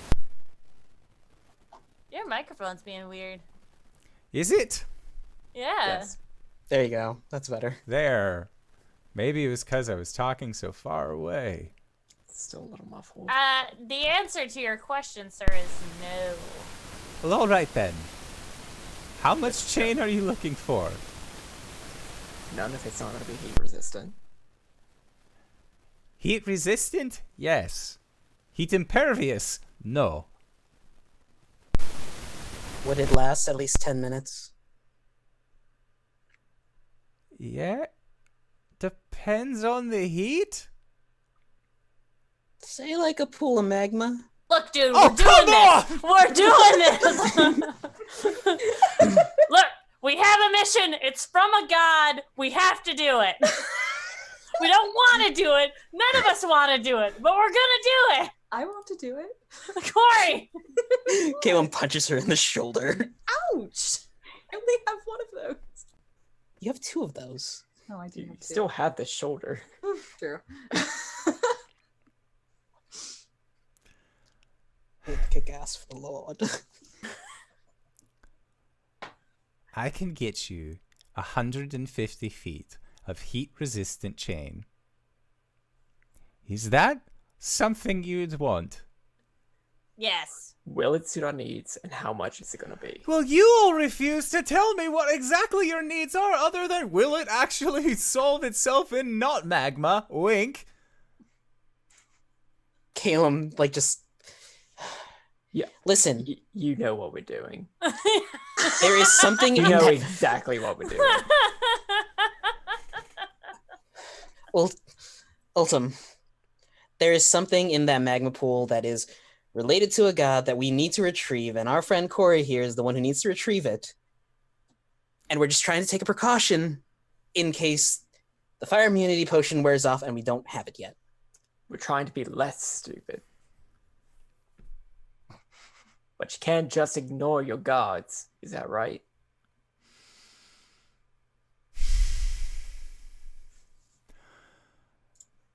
How about this? We all agree that if anyone dies, I warned you. I warned you many times not to do the thing that you are so insistent on doing. Yeah, we all agree. Okay. If that is the case, I can sell you heat-resistant chain, 150 feet of it, for a donation of 750 gold pieces. How well it will hold up in a depthless pool of magma, I am not sure, because I have not tested this myself. Fair. I mean about the thing. I don't know about the price. You know, when he says depthless, 150 might not cut it. Just. Well, we All don't I have know is how- 150. I know. I'm putting it out there. We'll try it. Also, Not When hand we- over the gold. when we do try and pull Cori out, the chain's gonna be superheated. So everyone, get your hands ready. Do you have like gloves? Like forging gloves Got it. that you don't want back? And he just gives you a blank stare. And you can hear the movement of magma in the background, but it seems like his blinks are audible in how slow they are with you asking that question. You know what? It's fine. I'll just run with the chain. Yeah, that's good too. I can get you some trainee gloves. Oh, you're the best. Thank you so much, dude. Sorry. I promise if we find anything cool down there, you can keep it. Mm. Besides the spirit, obviously. The season. I already know what you're going to find down there. Is it magma? It's magma. Right. All right, let's do this, bitch. We've been putting this off for a long time. Let's just fucking do it. You don't have to be here when it happens, all right, bud? I'm not going to be. Because I Alright, don't want cool. to watch someone die. You know what a potion is, right? Like she'll be fine. For Slow blinks. For like 10 minutes. It's gonna be fine. All right, let's do this. Cori, let's go. And Altum is just shaking his head. But you guys have convinced him to allow you to buy things for obviously what your current plan is. And you see that he is just standing near the outside of the temple, just watching your group prepare for this, and he's just shaking his head, and you can see him mouthing the words, "They're going to die. Why am I even allowing this?" During this time, Caelum has finished casting mage armor, and in the palm of his hand is a porcelain mask with the face of a barn owl. And he's going to press it against Cori's face. Ethereal feathers swirl around her, and mage armor cast on her. Nice. She's gonna ask for help getting her hair up in a ponytail. We'll braid it. Arjan's gonna cast Shield of Faith. Gwen's doing her part. It is an eloquent French braid with like 2 side parts coming into it. It looks nice. Nice. Wonderful. Yep. I love it. Small hands. You get +2 AC. Awesome. Cori's gonna go ahead and cast Aid. And since 2 other creatures can get aid from this, she's going to give it to Who's gonna hold the chain? Gwen. Allow. Alright. give it to Gwen and Caelum. I'm just thinking about people who might be in melee. If something happens, I don't know. What? Let's just establish now.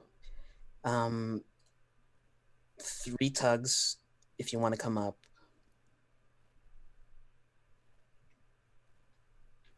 On the chain.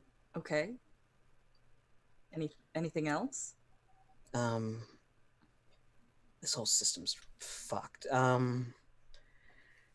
4 tugs if you want us to let go. If you need to go deeper. Okay. And if it comes down to it, ditch any excess weight. We can buy you a new sword, we can buy you a new pack, but we can't replace you, so be safe. I will. Cori, she's gonna motion for Cori to come down. Mm-hmm. She's gonna grab the sides of her face with her hands, and she just Wearing say, a porcelain mask. yeah. Mhm. Don't die, okay? I've grown, like I kind of like you and stuff. So Oh, that's so sweet, Gwen. She tips her head to the side. Um, not planning on it. I will be back yes, you will. soon. She bonks Gwen on the head, and she goes and gives Arjan and Caelum similar bonks. And this will be whenever we cast our spells. Yes. Yeah. When you are standing on the cusp of a pool of magma, looking down, ready to descend. If now's the time. If anyone has anything to say to Cori, now's the time. Jumps in. Shit. Oh wait, fuck, wait, she that- drinks the potion first. Thank God. I was waiting.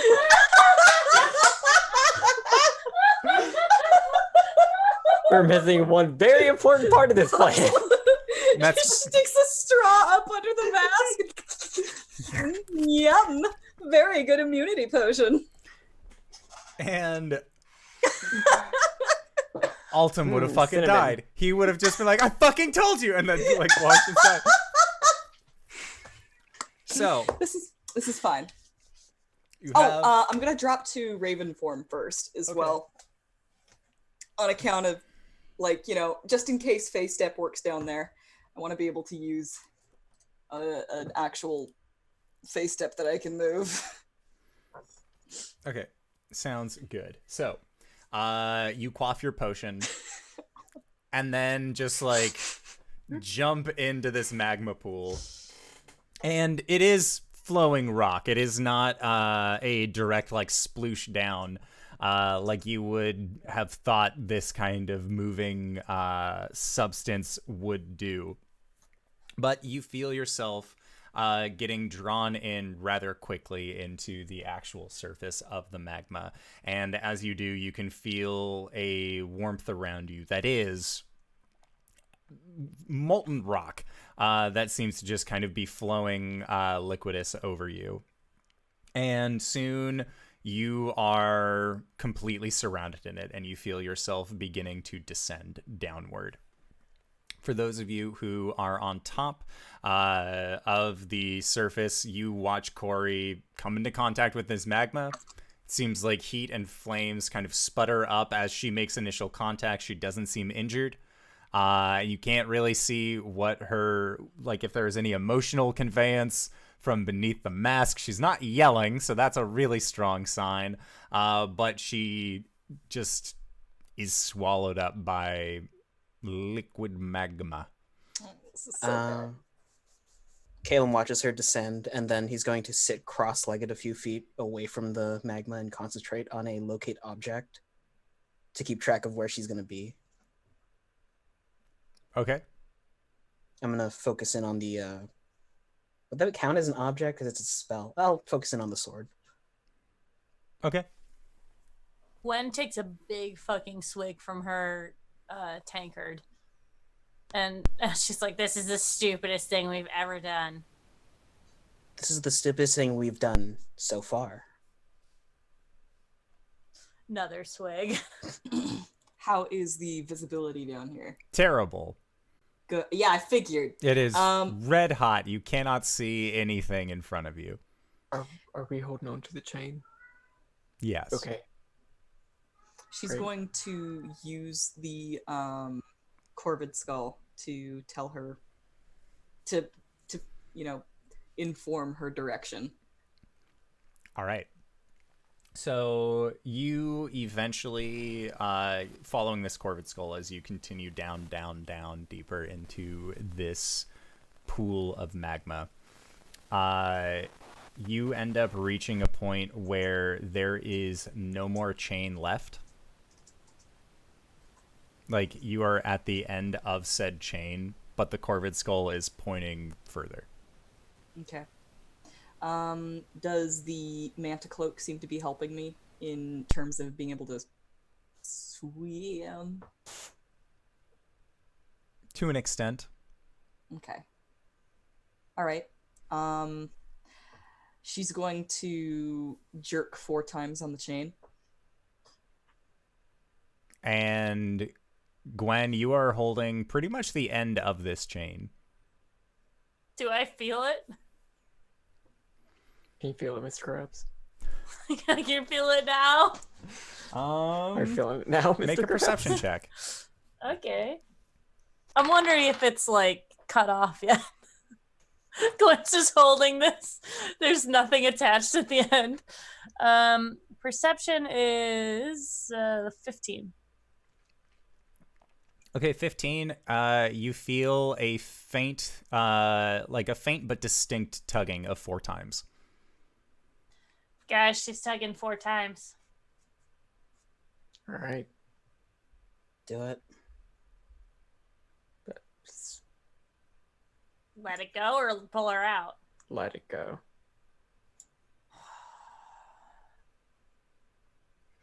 Gwen, like, hesitantly lets go and watches it go into the lava. God, that's 750 gold that I'm not getting back. She starts pacing. You hear a very distant sound of Altum saying, she's for sure dead now! I told you! Gwen pulls out her axe. All right, I'll be right back, guys. He rushes into the temple. It's fine. It's fine. All we have to do is have a little faith. Okay.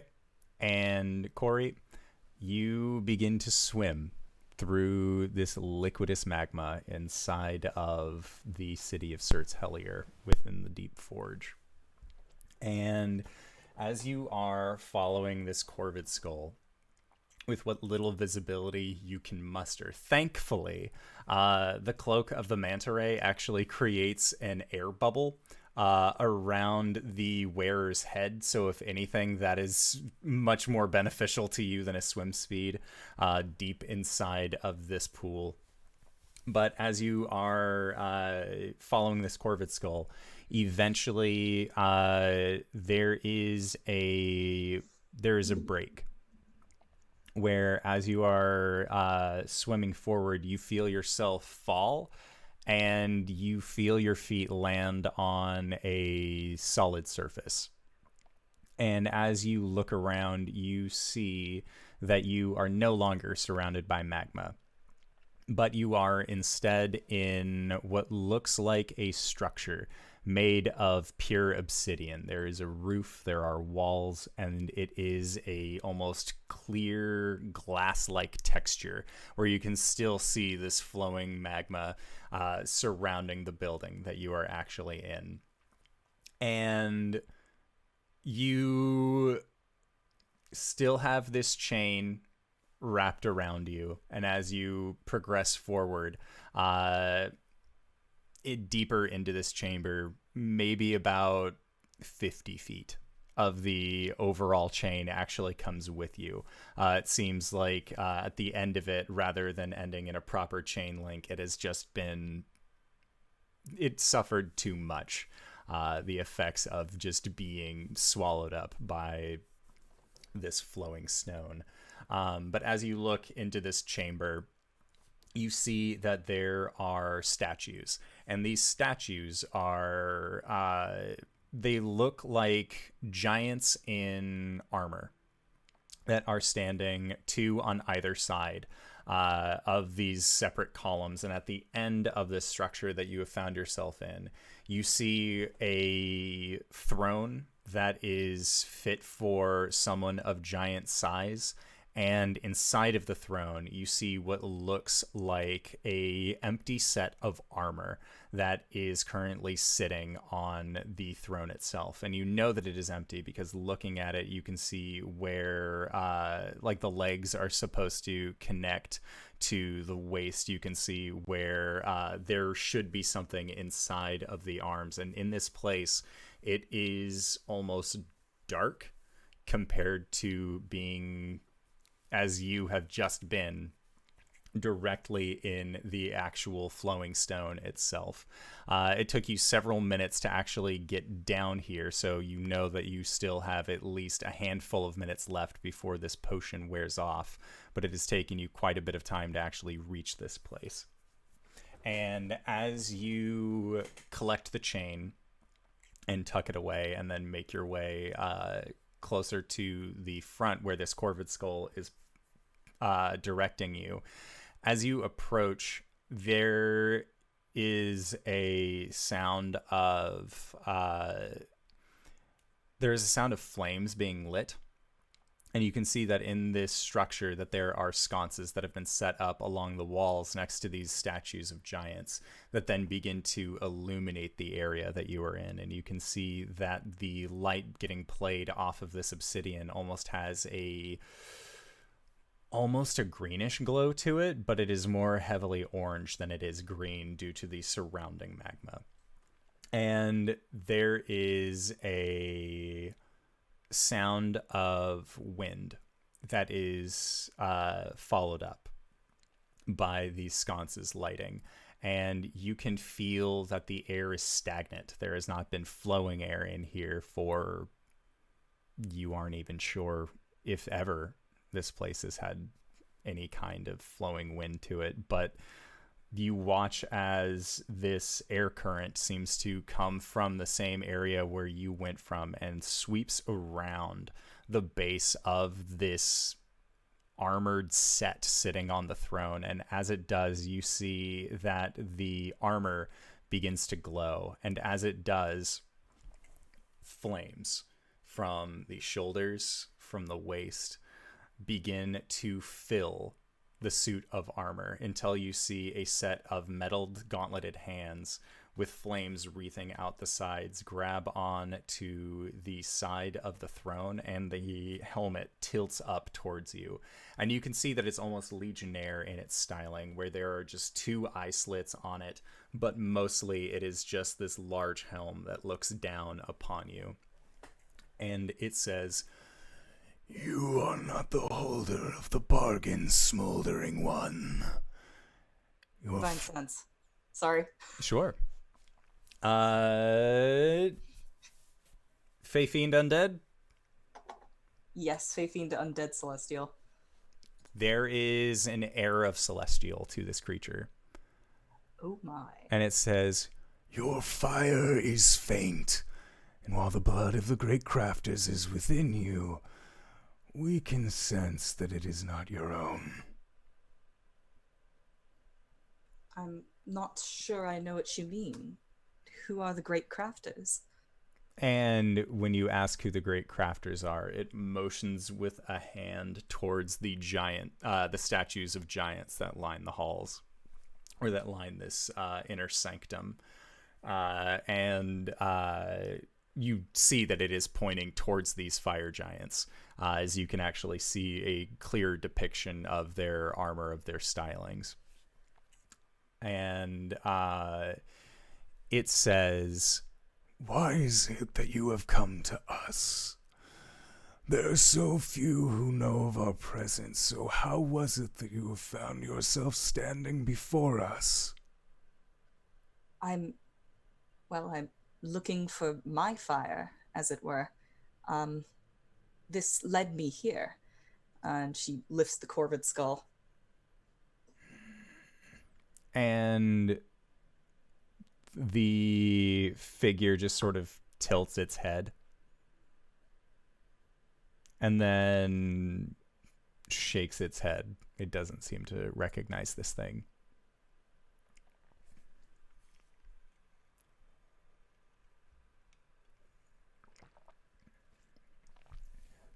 And it just looks at you. "What is your name?" Well, you can call me Cori. What is your name? "You may call me the Elder Flame." It's very good to make your acquaintance, Elder Flame. Cori's going to check and see which direction the corvid skull is pointing.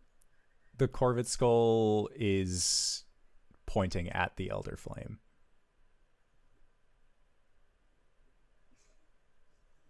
Have you felt differently as of late? And it nods and says, "We have felt at all. It I has see. been years since any but the dwarfs called upon our aid.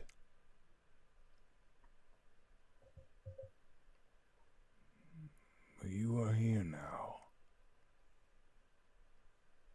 You ask me how I feel.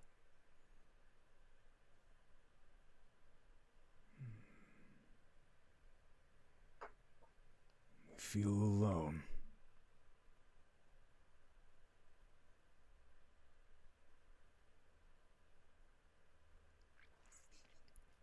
And it then looks down towards you. And Cori, you can feel that the time you've been given with the potion is not going to last the way, is not going to continue to last the at the pace that this current conversation has been going.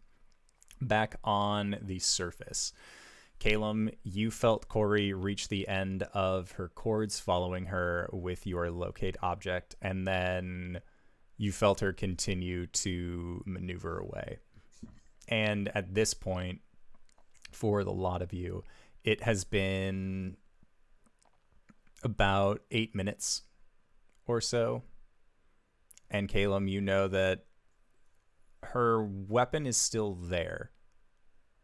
She is still there. But she is, at this point, roughly about 750 feet away from you, deep within the actual crust of the earth. This is taking too long, right? Yeah. Is she coming back? I'm going to use sending and just say, Cori, 8 minutes have gone by. You should probably come back.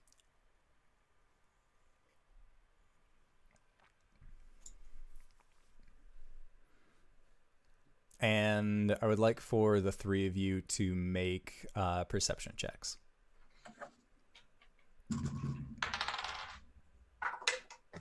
Natural one. Teen. 7. Okay. So, Arjan, you are staring at this pool of magma, very worriedly looking, waiting for Cori to emerge. Without fail, as she has promised. Gwen, you are... Minutes don't... Like, you know how long a minute is.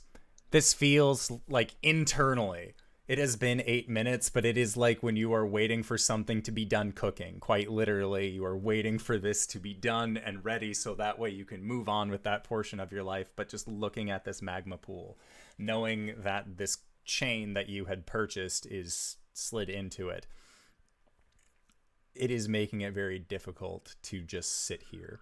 Caelum, you are looking around, and about 1,000 feet away from where you are, towards the Temple of Inspired Hands, you see a small grouping of armored individuals that are that seem to be making their way towards your group.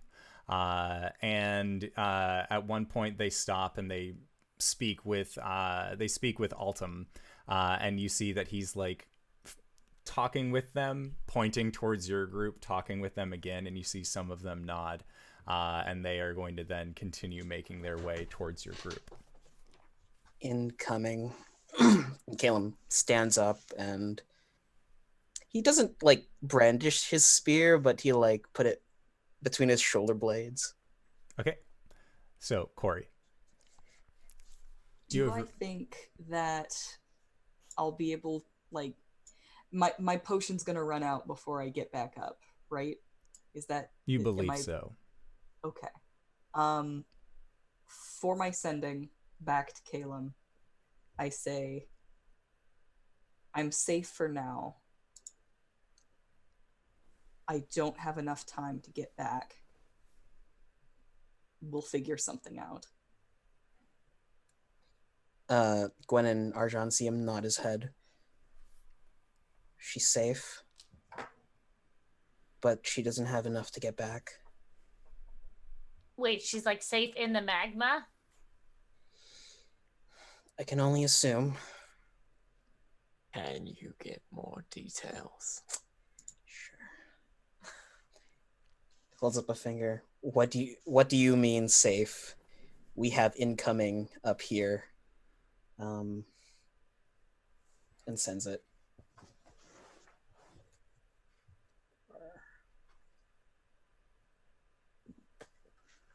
Okay. There's an air pocket, a giant temple. It's hard to explain.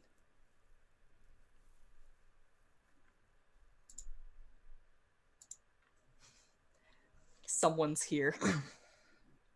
Okay. There's a giant temple about 700 feet down from here, and she's inside of it. There's an air pocket. Okay, so she's not in magma right now. No. Okay. Okay. Hail, people walking towards us. I'm going to try and go intercept them. Okay. And as you are making your way over to intercept them, Gwen, you recognize that there is a briefly familiar face in and amongst their group. It seems like the young crafter that you had met yesterday at the Temple of Inspired Hands, Truber, is actually with this group of individuals. And he seems, and looking at them, they don't seem aggressive in their stance. They just seem to be making their way towards your group. Cori, you have then had this information relayed back and forth with Caelum, and still you stand affront this large flaming set of armor that you have then let know that your name is Cori to. And it looks down at you and is continuingly just sort of like looking at you as a whole and says, "Why are you here? You've said that you followed your object, but why?"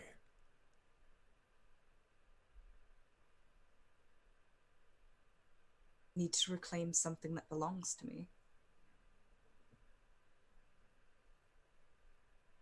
and it says, Well, if you lost, perhaps I can make something for you. I'm afraid it's something that can't be replaced. It's a part of me. and tilts their head. To some degree, I've lost myself. How did you lose it? It was taken. By who? She raises the corvid skull. Have you heard of the Raven Queen? And the figure looks at the skull. Do you speak of the young god responsible for the disappearance of the great crafters? The elven witch queen knew us by name. Now only the dwarves know us.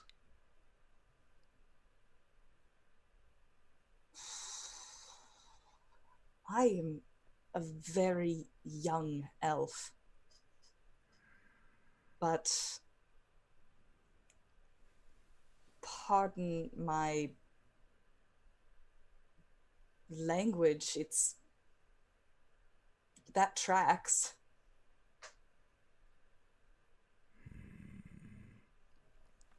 And there is you can hear the popping and the sound of flames sort of wreathing. It doesn't seem upset. It doesn't seem like it is feeling any one way in particular about either the Raven Queen or any of this. And it asks,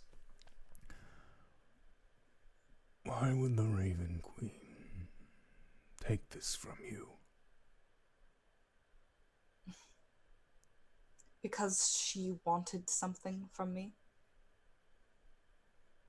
A bargain. and it nods.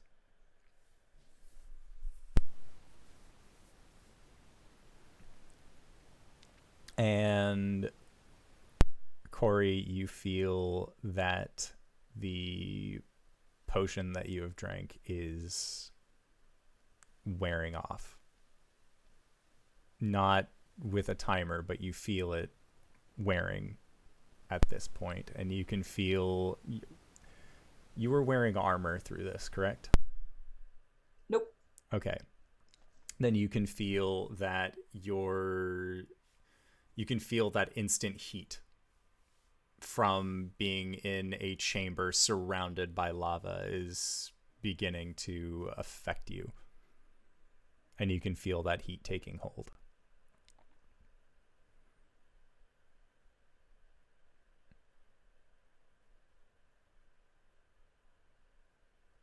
And still this figure looks at you. I think she gasps a little and sweat begins trickling down her brow.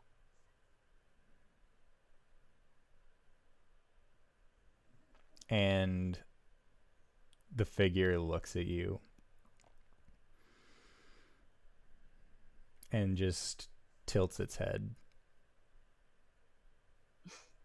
And then it stands up from its throne, and with heavy metallic footfalls, it makes its way until it is standing, looking down towards you, and you can feel the immense heat coming from this as well is almost blinding. It's like the area around it is just wavering from the manipulation of flames.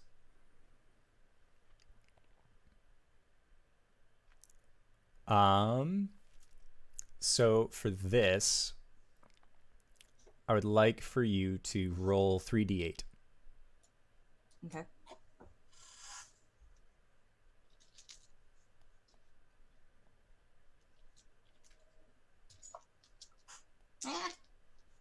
Okay.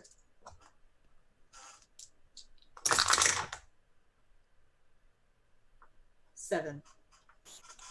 Take 7 points of fire damage. Yep. And as this damage takes hold, the magic encasing the mage armor, you can see is like ashen flecks coming up from your skin and from your gear that just seem to be lifting from your form. And still this figure looks down at you and is just watching you as your body begins to steam. She meets his gaze. You said that you felt alone before. Well, I'm here now, and I will be for as long as I can. Do you wish to make a bargain?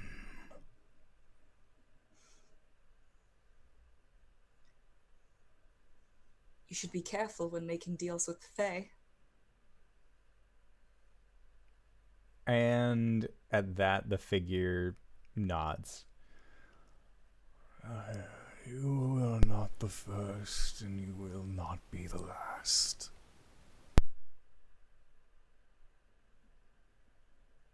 Roll another 3d8.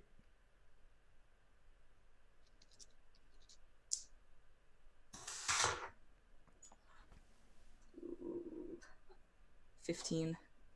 15 points of fire damage. She's gonna cast protection from energy and make it fire. Okay. Buy herself some time. What is it that you want exactly?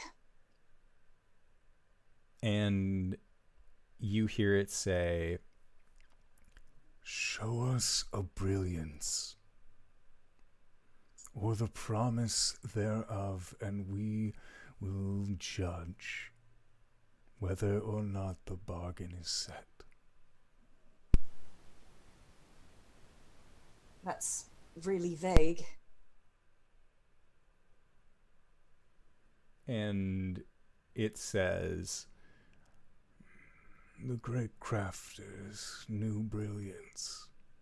They would call upon me in its creation. If they did not have the skill, I would aid them at the promise. Do you have a brilliance, Cori? She thinks for a moment. And she draws the replica of Moonlight's Edge. And she shows it to him and says, "My friends are my brilliance." roll 3d8.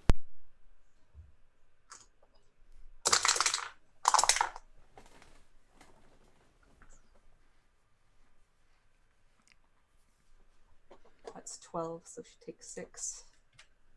And then make a persuasion check. This will be with advantage.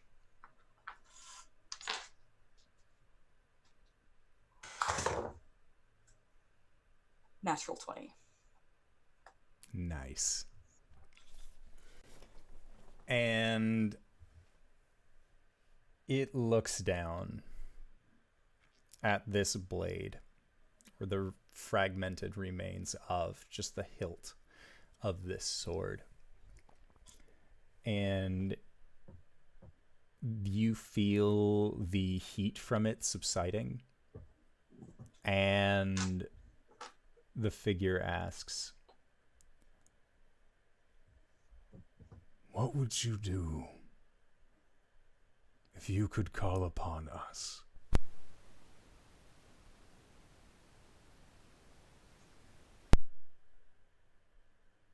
You have shown me promise. Where will you go?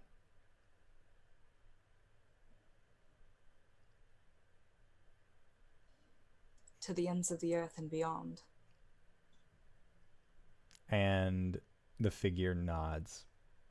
And you see that it turns and sits onto the large throne again, and this time you see the flames beginning to subside, and they leak out of the set of armor, and the flames themselves coagulate onto the floor and then wreath themselves up into the form of a humanoid, of just this raw elemental power that is looking at you.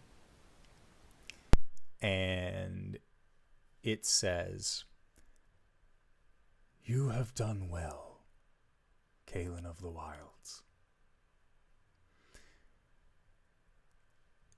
And for this we give you our name to call. Call upon his park, and we will lend you our aid. You may not work in metals or stone, but if it is your destiny you wish to craft, we will cure your smoldering spirit. and the figure walks towards you.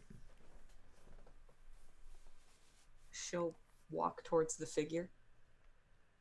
And it is at that point that the flames of this spirit burst and envelop you, and you can feel the connection that you once had to the Summer Isles rekindle within you, as your vision is just completely covered by this vibrant yellow energy. On the surface, Gwen, you have been met by Truber, who is in the process of introducing you to these guardsmen that seem to be following. And he says, he explains that you were the adventurers, that this one in particular, pointing towards Gwen, was encased in stone. And the others, these guards, which now that you recognize are a mix of both dwarves and Kryn, the Minotaur folk of the continent. And they are looking upon you. And Truber says, if it would be so kind, I was hoping that we could all... isn't there somebody who should be with you? Yeah, she's busy. What do you need? At that, Caelum slips his hand into Arjan's and just says, 10 minutes. No. And he says, my father would like to thank you personally. So we have invited you to, well, at this point, a brunch. Lunch, if you are more applicable. I understand some people don't like the combination. Right. I mean, can you give us another... maybe dinner would be better. We're just like, we got a lot of hero stuff to do for the rest of the... But dinner would be good. Your father is... What? My father is Metzger Ebenholt.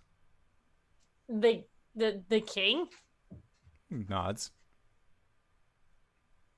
Then, well, we certainly can't refuse that, but we're going to need to accept this whenever we have our full party, which we don't right now. Right, and bathe.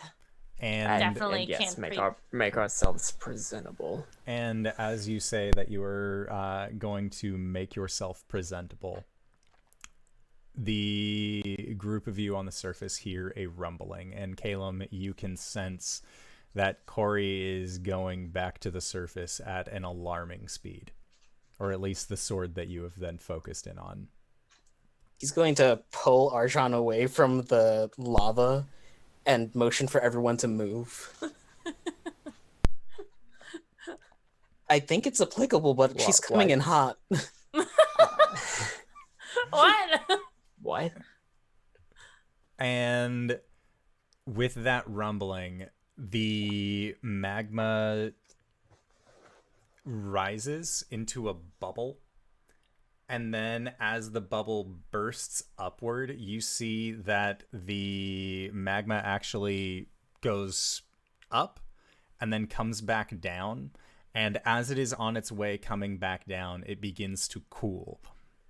And as it cools, it forms a archway of sorts. And you hear the sound of footfalls on stone. And looking down through this archway, you can see that there is a burning yellow light that seems to be coming from depths unknowable. And Caelum, you can feel that Cori is... that is that light. You know, because of your locate object, that this sword is making its way up.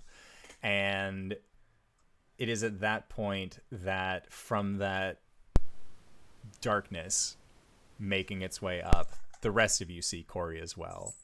Hair full of this bright yellowish fire, eyes red as summer, making her way back towards the surface. And Cori, you feel now that you have again made this connection with with your summer form.